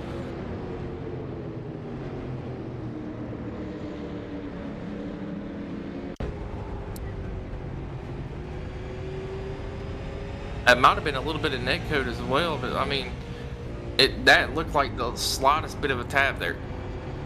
Yep, just a slight tap right in the left rear, and that's all she wrote. That's about all you need in these cars, just a little bit of contact like that. Yeah, and I'm sure the 45 is probably not happy about that one, but a lot of these guys, they don't get too heated in the middle of a race around here. They're pretty calm for the most part, but it looks like the 92 is going to pull over and drop to the back, as he will get the EOL for causing that wreck.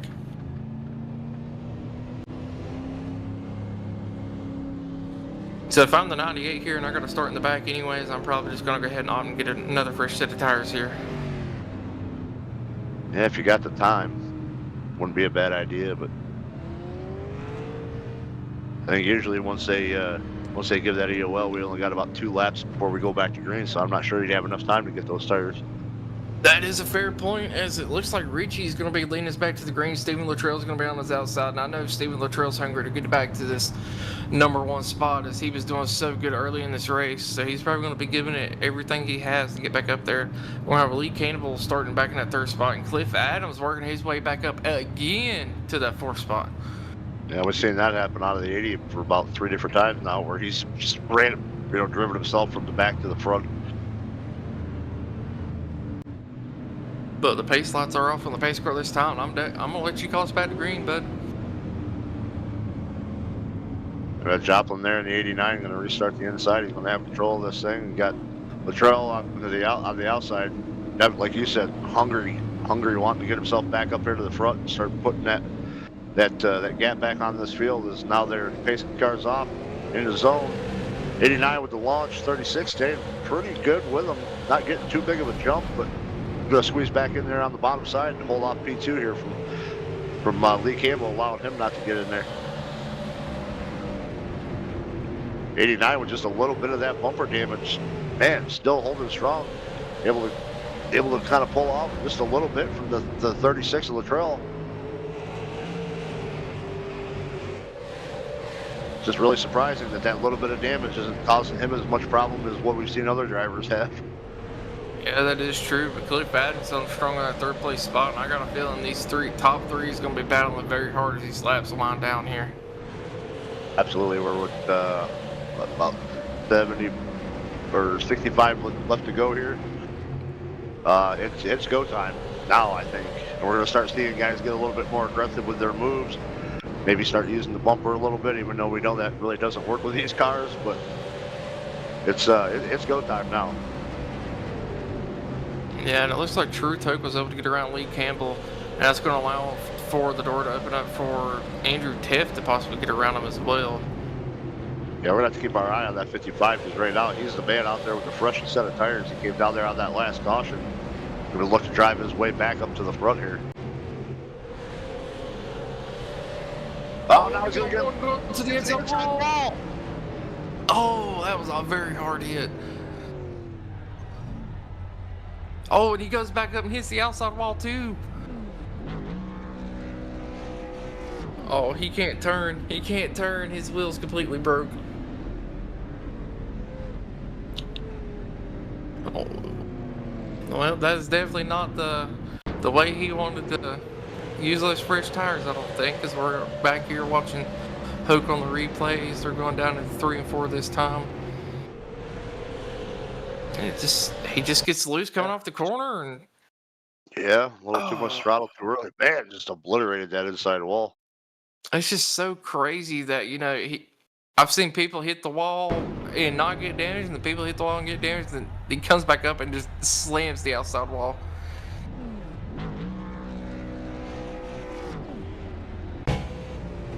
Because we're getting a couple can't park their boats in the chat. Alright, give me a minute here. Let's pull up the YouTube chat and see what we missed here as we are under caution at the moment. Sorry about that. I normally like to show love to our YouTube chat. I just forgot to pull it up earlier.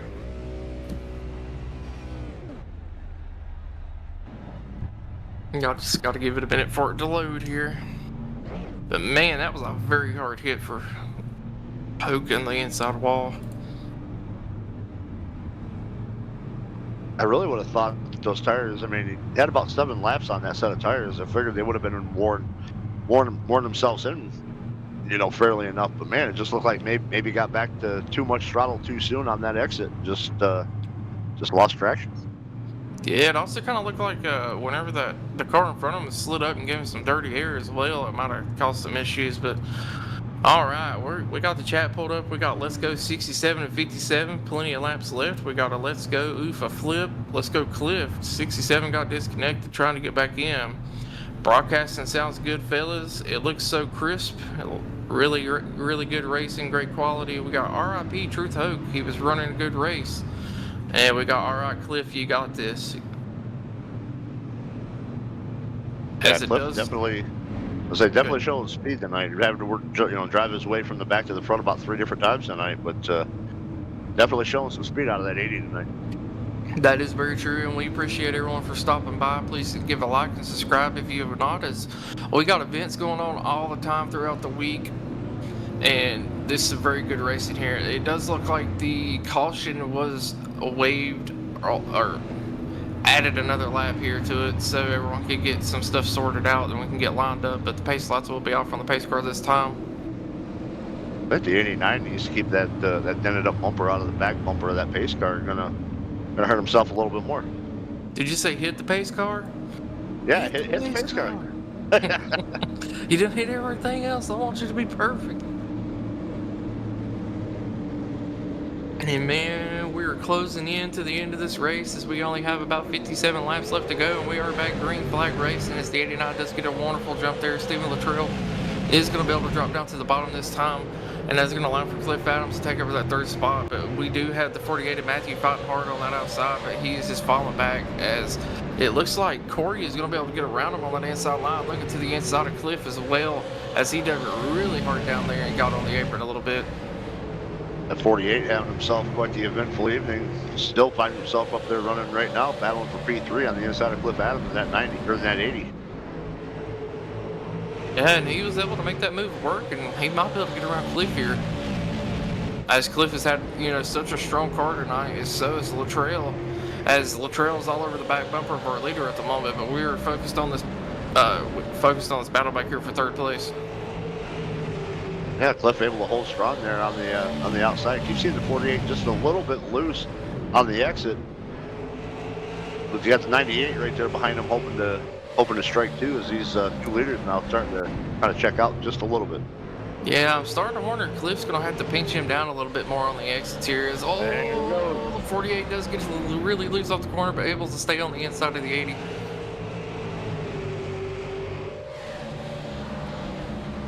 Cliff now able to get back down to the bottom there. Yeah, now he's got to work ahead of him here, as he's going to have to try to get caught back up to these leaders. But these leaders are battling very hard up here, as Latrell's all over the bumper of the 89 of Joplin at the moment. 98, hoping that the 48 kind of makes a mistake, gets loose again, so he can try to stick that nose underneath and get himself up there into that. Latrell's to the inside for the lead. They're side by side going into 1 and 2. Sorry to cut you off, man. No, you're good. We got that battle for the lead. Yeah, 36 looking to the inside of the 89, trying to get that point back. 89 having problems on that outside line, as he's going to try to do a crossover, not able to do so. He does get down to the inside. Latrell's holding strong on that outside, though. We are now 50 laps to go, and we got a strong battle for the lead here between the 36 and the 89. Latrell and Joplin fighting for this lead. And now that brings the 80 of Cliff Adams right into the mix here. 80's loose. Ooh, these drivers are definitely not holding back. You can see how loose they are getting off at the corners here. And that's going to allow Latrell to finally take back over that lead, as he started on the pole and ran very well the first 100 laps of this race and got damaged early. But now we're going to be watching this battle for second place, as Cliff Adams is starting to reel in Rich.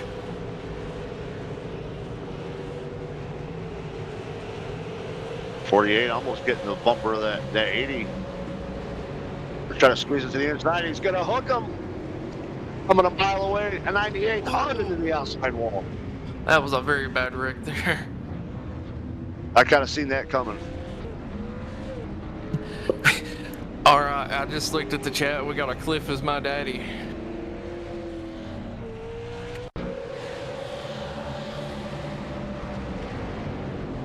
Well, bud, I hate to tell you, but you might have to go meet your daddy in the Infield Care Center.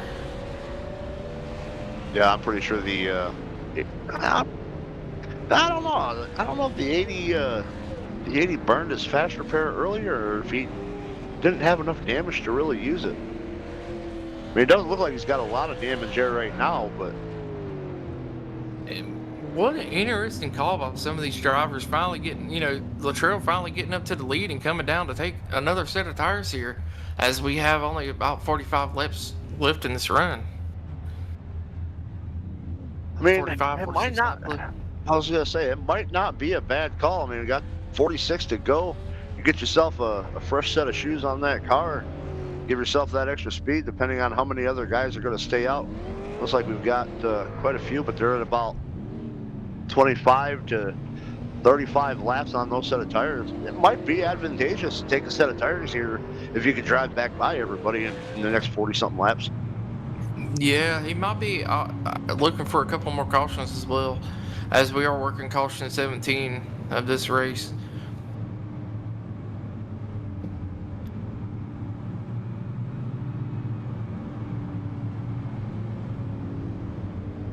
So I'm going to go out on a limb here, and I'm going to end up saying that the 92 of Timothy Eisman is going to be our leader here. I think the 48 is probably going to get an EOL penalty for that caution. That's going to put Corey Carl right there on the outside again, still up there fighting for this win. And you would be right, the 48 does get an EOL, so that's going to drop him all the way towards the back of this field, which is going to put Stephen Latrell, Rich, and Dennis up another spot. So that tire call is starting to look even better now, as they're going to be starting 5th, 6th, and 7th here. But Timothy, like you said, Timothy leading us back to the green. Corey on his outside. He's been very strong on that 20 machine tonight. Absolutely. Back in the zone. 92 taking off. Back on the green here. It's a good jump. Leads him down into 1. Corey able to get to the bottom. And boy, was that a move on that outside lane. I'm not sure who that was. They whipped it really high up here. I thought they were going to get into the wall. And look at that. Stephen Latrell already up at that 3rd place spot, as you see Timothy getting into the wall a little bit on the exit 4.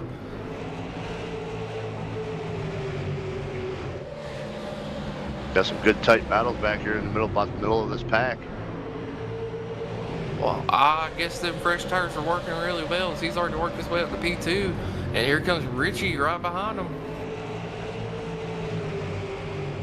Yeah, I say Luttrell going to start now trying to run this leader down and try to get this spot back. I mean, like I said, get those fresh tires this late in the race, man. It could be beneficial. And right now, it looks like Luttrell's going to be the one that's going to have the most speed right now.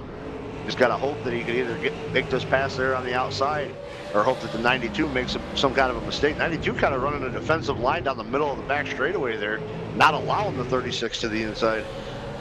Yeah, I'm going to be honest. I think that 36 might be able to pass him on the outside. The 92's been getting really loose up here, but they're running that defensive line. But the 36 is going to look to the inside, holding it really tight on the exit there, and that is going to allow for him and the 89 to get on the inside. Yeah, we're going to start kind of following back here now. You're going to got about 4 guys running that inside. He's just going to, unless he's got a gap where he can work his way back down to the bottom. And had the 20 was inside here. Looks like 20 got a little bit loose there through the entry to that corner. That was close. Eisberg lucky able to sneak himself back down there to the bottom. Only losing those 2 spots. 36, Stephen Luttrell back out to the point here with 37 to go.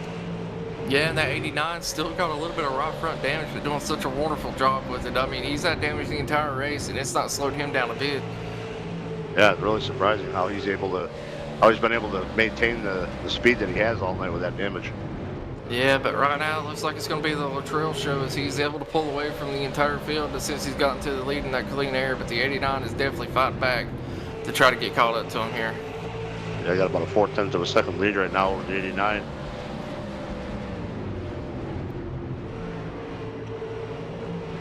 Those 2 drivers looking like they're starting to pull away from the 92 just a little bit. Looks like about a half a second gap between, or about 7/10 between the 89 and the 92 there for third.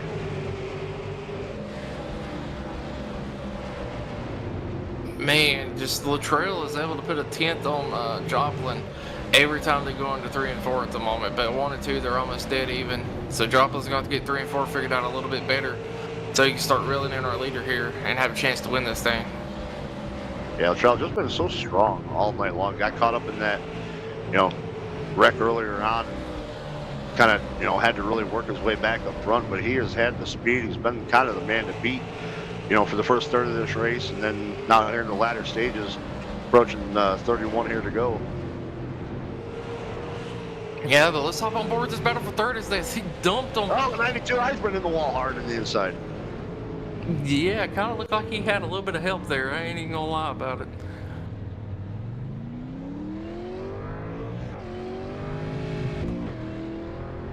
As we are going to take a moment here to... You said...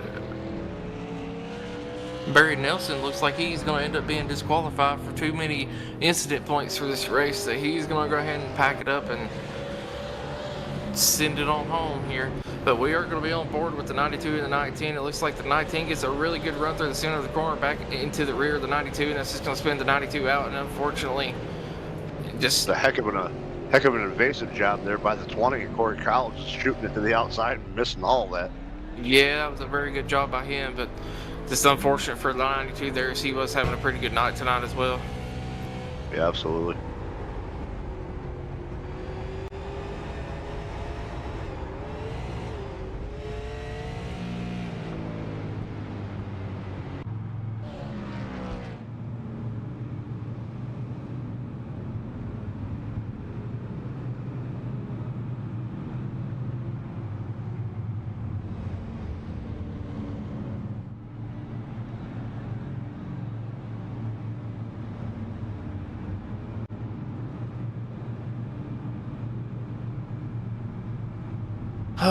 Oh man, we should be coming to 27 to go or 26 to go as we go back green here, and as exciting as these past few laps has been, I think it's going to get even more exciting as the aggression level is about to be on 10.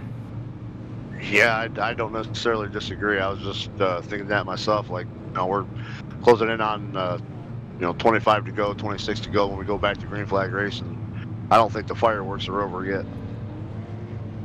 But just a little update on Glita Adams. He's back in a 9th place spot. I believe he's got a good bit of his damage fixed. So I mean, he could work his way back up through this field. Keeping himself in it all night long.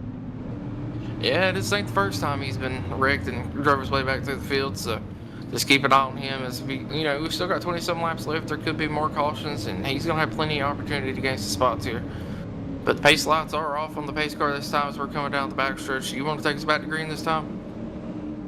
Yeah, Luttrell's still there at the point. Joplin to the outside. Crowell's still third. Andrew Teff there got involved in that one wreck earlier. Right back up there at P4. Back in the zone. Luttrell takes him off. We're back under green. Luttrell get a great jump on the 89, lead him into one. Crowell's going to look to the inside in that 20. Going to look to the inside of the 89 coming out of 2 here. Not able to get the job done. 89 able to keep it cleared. Teff's still stuck there on the outside. He's got the 60s of Lee Campbell looking to his inside, not able to make anything happen. But Andrew Teff into 4th.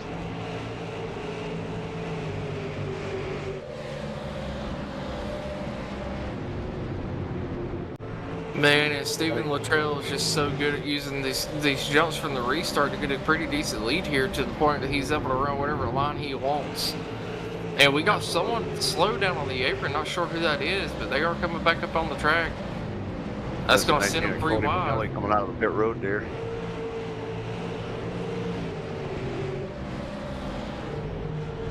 But we are single filed out for at least, I'd say, the top 8 almost. Looks like we do have a little bit of a battle between, trying to get a good look at who that is there. Cliff and Brandon at the moment here. But they were able to get that single file back out here. But Cliff, still got a little bit of damage to his car, trying to make his way back towards the front of this pack. But that is going to allow for the 48 of Matthew to get to his inside, as he did run a little bit of higher line coming out of 2. And the 48 is going to take complete advantage of that as Cliff does get into the wall, and that's going to get the 48 position here, as he is also looking to the inside of the 95, who is also damaged, and able to clear him with ease. And that's going to put the 48 that 6th spot. Go ahead. So I think the 80 might be fighting a little bit of a tight condition right now with that little bit of damage, which again is surprising. It looks like the 89 has more damage to the nose of his car than what the 80 does, but the 80 looks like he is handling far worse than what the 89 was with his damage. Yeah, the 89's probably just got accustomed to the damage he's having, but it does seem like it is affecting him a little bit now as Luttrell's opened up a full second, almost 1.32 seconds on the entire field here. Yeah, just starting to check out now. And we still got a battle going on between this 80 and 95, as it looks like the 95 is going to try to do a little bit of a crossover here, but the 80 is going to get such a better drive off in the corner and able to clear back by him here for that 7th place spot. And it looks like Matthew able to get in that P5 spot as he was able to pass Lee Campbell here recently as well. So Matthew making a really good progress on some fresh tires at the moment through the field. Yeah, Matthew, another one, just kind of problems off and on all night long, still able to find himself running up there inside the top 5. Now with 17 laps to go here. Yeah, 17 to go is definitely crunch time, as the 17 laps is going to go by very quickly here. Stephen Luttrell out to a commanding lead. Is anyone going to have anything for him? As the 2nd to 5th are all right there in a smaller group, battling it out for the most part. Yeah, I think if this thing stays green, I don't think anybody's got anything for that 36 car of Stephen Luttrell. But it's not over until that checkered flag flies, and anything can still happen here in these next 15 laps. Yeah, if we can go on board with the 48 here, as he was able to pass Andrew Teff for that 4th place spot, so that's moving him up in the 4th, and he is just moving his way through this field like they are sitting still with them fresh set of tires. He's still working his way towards the front here. Keeps trying to poke that nose to the inside of the 20. 20 though, Corey Crowell holding strong there on the outside, but I think the 48 is going to get him right here. And just look how easy, once he gets that inside, he's able to get around these other drivers. So, I mean, if it comes down to a caution, he's going to have a really good shot to win this race. Yeah, I mean, right now it looks like he's got about 20 lap fresher tires and those 2 drivers in front of him. So if we, if we get another caution, could put him right in the mix here. Yeah, but he is coming up on Richie at the moment, and Richie might not make it as easy to get around him, as he's been very fast all night, even with that damage. So he's going to have to try everything he can to get around so he has any kind of a sort of a chance to get caught up to Stephen Luttrell here. Stephen Luttrell's out to a commanding almost 2-second lead over everybody else. Yeah, about 1.6 second lead right now over Joplin with 48. Yeah, trying to get this thing to work, but I think Joplin's going to make that car very wide on the bottom. He's been able to keep it stuck down there on the bottom fairly well, and I think if 48 is going to do something, he might have to try to make it either on the outside or maybe put a bumper to the 89 a little bit. Yeah, and he's going to have to do it very soon as we're closing in on 9 or 8 to go this time, so he's not got a lot of time left to try to make moves here. Yeah, he's going to have to get this thing done and hope he can either run down or get by him and then maybe see a caution here, give himself a shot at running this 36 down. Now he's going to shoot to the inside, going to make the pass on the 89 for second. Now he's got about 1.7 seconds to try to catch the 36 of Luttrell with 8 laps to go. Yeah, as we're coming to 7 to go this time, I mean, the time is definitely not on his side. He's going to have to give it everything he has to get caught up to our leader here. That is a pretty decent deficit, at a short track to overcome. Yeah, I mean, that lap there, it looks like he shaved about 0.2 of a second off. This could get interesting if this thing stays green. He's able to keep closing at about that rate. He could put it very, very interesting here at the end of this thing. Yeah, as we were coming to 5 to go this time, Stephen Luttrell at the point, and we got Matthew, the maniac, in the 48 machine, reeling him in very quickly, trying everything he can to get up here to win this race. The 89 home strong in that 3rd place spot, as he has had damage most of the race, and he's doing a phenomenal job with that damage, might I say. But he does have Andrew Ted closing in on him quickly for that 3rd spot. I'm watching that gap. It doesn't look like Matt's been able to gain as much as he did that one other time. Maybe shaving another tenth and a half off. 4 laps to go. Not sure if he's going to have enough time. He's going to have to hope for a caution, I think. Yeah, and if Steven does win this, the story of the night's going to be the fact that, he led the first 100 laps, got wrecked, and able to work his way back up towards the front of this race in the closing stages of it and come back to win. Yeah, absolutely. I mean, great recovery from getting wrecked there as the leader to having to drive his way back up through the field. I think he got caught up in one other incident after that one there. Able to drive himself back up here to the front. Now he's going into turn 3 here, looking for the white flag. As this is going to be the final lap of the race, the top 3 have done a phenomenal job at getting through their issues today, but Stephen Luttrell just going to have to cruise it on home as he's getting ready to come through 3 and 4 for the final time. And it looks like Stephen Luttrell is going to be able to win it here at Five Flags Speedway. And then Matthew's going to bring it home. P2 not too far behind him, was reeling him in very quickly. If he had a few more laps, could have had a chance to win it here. Looks like Richie's going to bring it home 3rd. Yeah, great run overall, I think, from Steve. Like I said, showing so much dominance earlier on in this race, leading the first third of it, to getting wrecked as the leader and having to come down, get that damage fixed, and drive his way back up to the front. And then once he got back out front, he just never looked back again. Really strong run here all night long from Stephen Luttrell in the 36. Yes, sir. And before we, do interviews and stuff, let's take a moment to go over our race results here, as it looks like we had quite a few people that were not able to finish the race. It looks like we got Stephen Luttrell going to pick up the win here in the Snowball Derby for Races Elite. Matthew going to finish in 2nd there in that 48. Joplin in the 89 is going to bring it home in 3rd. Teft in 4th. Corey Crowell holding strong on those really old tires at the end of this race, going to bring it home in 5th. Cliff Adams, another, strong rebound, coming home 6th. Lee Campbell going to come home in 7th. Brandon Torres in 8th. Dennis Kane in 9th. Cody Bonelli in 10th. Timothy Eisbrand showed some speed earlier on, just not able to get it done there at the end. Going to come home in 11th. Truth Oak, that hard hit, going to come home in 12th. Mikey Allen in 13th. Barry Nelson 14th. Aaron Roth going to finish 15th. Then Jonathan Stidham is going to come home in 16th. Jeffrey in 17th. Fennell in 18th. Kensley Smith in 19th. Fox in 20th. And then Kyle Hess going to run out the field here tonight, finishing 21st. Yeah, what a phenomenal job by these drivers tonight. Quite a few incidents that could have been cautions that they were able to avoid, and quite a few cautions where they were able to avoid the car that was getting spun around the track like a Beyblade. Yeah, absolutely. That was really surprising that a couple of those times we saw cars sitting half out into the track and just not seeing a caution come out was really kind of surprising. But overall, I think it was a pretty good race, for the first Snowball Derby that I've ever called. It was a lot of fun. Yes, sir. But let's go ahead and start some interviews here. I'm gonna bring our third place driver Charles up in here, and I'll let you take over for the interview. So just gonna get that done. Charles, it's Dakota and Russell up in the booth. You got a copy? Yeah, go ahead. Hey man, you had a pretty strong car most of the night. It looked like you had a little bit of damage there on the front. Did that hinder you much at all tonight? Because it looked like even with that little bit of nose damage, you still had quite a bit of speed out there. Yeah, I forgot what car it was. I think he got loose on the high side of me and slammed me pretty hard on the right front, and it tightened up over that after that, and I just didn't have the time to fix it. But the 36 car is fast. I mean, Steven was fast. It's been a little while since I've raced these super late models, and I've done pretty good, I guess, in it. I like to win. I'm a little competitive, but that's everybody. You know what I mean? I enjoy Oh, racing for with sure. these guys. Sometimes I get a little heated every now and then, but yeah, it's a lot of fun. I just work Yeah, on the it's all part of. competitiveness a little bit. I was gonna say it's all part of racing, my friend.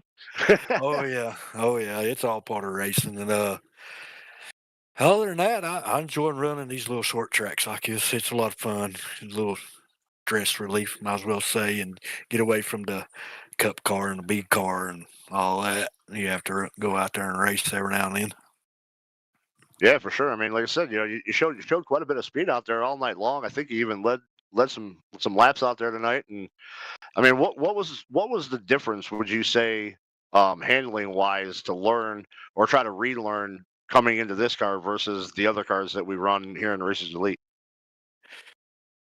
To me, the fixed setups are tight to me, and it bothers me a little bit. I just like a looser feeling car. This car was tight the whole entire night, so that was hindering me a little bit.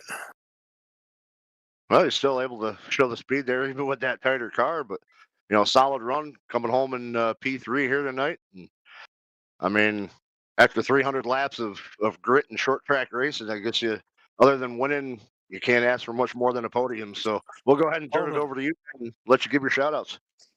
I'd like to shout out to my sponsor, I'll Lie Wheel Repair and Navy Joe Coffee, and I got to throw out my setup company out there. It's Outlier Speed Company. If you want some setups, go out there and get you some. They ain't very high.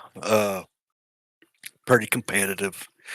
Other than that, that's about all I can throw out there. All right, man. Well, like I said, yeah, really strong race here all night tonight, and congrats on the P3. And hopefully, we'll get a chance to talk to you here again soon in one of the other events that Races Elite puts on. All right, thank you very much. Thanks for All right, man. Have a broadcasting. good night. Yep. Yeah, absolutely, man. And all right, we're gonna bring our P2 finisher Matthew the Maniac up here. And Matthew, Dakota, and Russell up in the booth. You got a copy? I do. Man, what a good run from you there at the end. I don't know what kind of jet fuel you put in there that last pit stop you took, but you were driving through the field like a maniac. So Yeah, they don't call me maniac for any reason there. I definitely live up to the reputation. I got sent to the back quite a few times tonight. Russell, I'm gonna go ahead and let you take over a question for him as well. Well, I mean, we just, seeing you get kind of caught up in a few things, but I mean, you obviously had some kind of speed because you drove yourself right back up there to the front all night. Take us back through your race and, and what you were seeing out there as far as, being able to get yourself back up to the front, a couple times all throughout the night. Yeah, my main focus at the beginning of the race was just kind of waiting it out, and I didn't qualify. I wanted to start at the back. Try to protect the car early on. I think on lap 32, I took my only faster pair, had a big stack up on that outside lane, and just I think somebody spun their tires early and wadded up my car pretty bad. So at that point, it was just full send. Might as well have some fun, see what I can do with it. And I didn't see myself making it to the end, but as the race progressed, guys kind of learned how to race around each other and became a little bit more patient. Um, I've I've raced with Joplin for a couple of years now, so I knew what the ending was going to look like. I knew it was going to be really tough, but I mean, you have a stacked field in here between Taft and Luttrell, Lee Campbell, Truth Hoke. Really, a couple of those cautions really played out in my favor in order to be able to keep up with those guys. Well, you were able to do it a couple different times here tonight and found yourself still bringing home a P2 here. So great run by you. And I guess we'll just go ahead and turn it over to you and let you give out any shout outs you got. Yeah, I have to obviously give Andrew Tuft, and his entire family that puts all this on. Got to give them a huge shout out. Chantel for being in race control. I don't get to race very often or be in race control very often due to work, but you guys for putting on this broadcast. And then there's definitely one other special person that's been in my ear or messaging me back and forth, and that was Brianna. Kind of keeping me a little bit level headed as the race went on. So every little bit helped, and we just happened to get lucky enough to finish on the podium. Hey, man. Well, Dakota, you got anything else for Matt here before we let him go? No, sir, but hell of a job driving back through the field. I think if you'd had another 5 laps, you might have had a chance to get the win there. Yeah, Steven was still fast no matter how many laps he had on those tires. Yeah, that was going to be a big order to try to fill. Fair enough. You still did a good job. Congratulations on bringing it home P2, and we hope to see you back up here, in one of the upcoming events. Sounds good. Thank you guys for putting this on, or for broadcasting it. Yep, no problem. All right, let's bring our race winner of Stephen Luttrell up here. Stephen, you got a copy? Dakota and Russell up in the booth.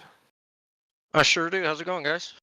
Going great. First off, congratulations on the win, man. And I will say, I think you had the most dominant car tonight. You led the first on I'd say 100 laps before you got involved in the incident with the lab car, and you kind of bided your time and waited till the end of the race, got back towards the front, and just absolutely dominated again.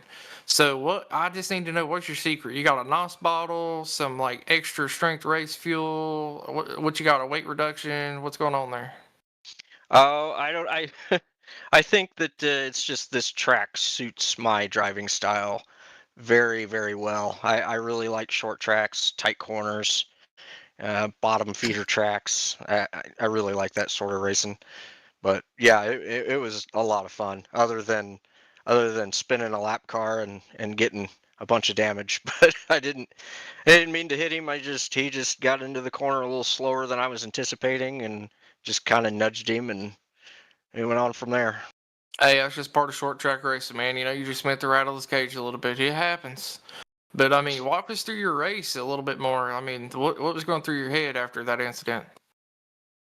Oh man, I heard the spotter tell me that I had wheel damage and I thought, oh great, this is over. And I pulled in the pits. We had like a minute and a half worth of damage to fix, and I spent the next 5 cautions getting all the damage fixed on it, and then was finally able to slap some new tires on it and run my way back up to the front. We got a caution with, I don't know, 50 or 60 to go, something like that. And I said, I have one set of right side tires left. I'm gonna put them on, and we're just gonna send this thing and see if we can do it. Well, it definitely paid off, but I'm gonna send it over to Russell here to give you some more questions. Yeah, I mean, just I don't really have many more questions. It's just like he said, you just had really strong, dominant car there at the very beginning of the race, and I'm gonna call Dakota out here because he questioned your call about coming back down pit road there when you took those last set of tires, and I said, I think it might pay off for him because if this thing goes green for any kind of length of time, those fresher tires are really going to help. And man, you just kind of had that speed there at the end once you got yourself back up to the front. I just don't think there was anything anybody could have done to get back by you because, I mean, just nothing there in that middle, the upper section, and you were not giving up the bottom. So great run by you here tonight, and a well-deserved win for the Snowball Derby. And we'll go ahead and turn it over to you and let you give out any shout-outs you got. Yeah, thanks a lot. Yeah, the last part there, I knew that the setup in the track was really, really tight. And I knew that the left side tires were going to be, pretty warm. So I put right side tires on it to loosen the car up, and it worked. And it'll loosen the car up just enough to get you around the corners. But I got to thank you guys for putting on the broadcast. I'm gonna have to go back and watch it. I love watching these broadcasts again. Got to thank my mom, my dad, and my wife, and my whole family. Really, just for everybody that keeps watching and enjoying watching me racing and supports it and lets me keep going. Thanks. All right, man. Well, congrats again on winning the Snowball Derby here tonight at Races Elite, and hopefully we get a chance to talk to you again soon in one of the other events we got coming up here. Yep, you'll find me in most of them. All right, man. Well, congrats again, and go down there and celebrate with your team. All right, thanks much. Thanks. And man, what an eventful race that was. I mean, just an exciting race altogether. And I mean, what's your closing thoughts for that? Yeah, I mean, I had a really good time. I enjoyed watching this. Like I said, it's my first Snowball Derby that I've been a part of here, and yeah, I think this race kind of had a little bit of everything. You know, we had some good green flag runs. We had some solid racing there. We had your typical short track, cautions and a little bit of caution breeding caution, but not as much as I really would have thought. These guys really did a great job here tonight, and I look forward to seeing what they do for it again next year. Maybe I'll come back again next year. Yeah, I mean, I 100% agree with you. We had, a couple good wrecks. We had some good racing, good side-by-side action. I mean, a little bit of aggression, just overall great race. But we're going to close it out here, and just be sure to tune in. I believe our next race is going to be December 12th at the iRacing Super Speedway in the trucks. But this race, brought to you by Racers Elite Network. Couldn't do it without them, and we appreciate them letting us up here in the booth. And we hope y'all enjoyed it, and we'll see y'all on the next one.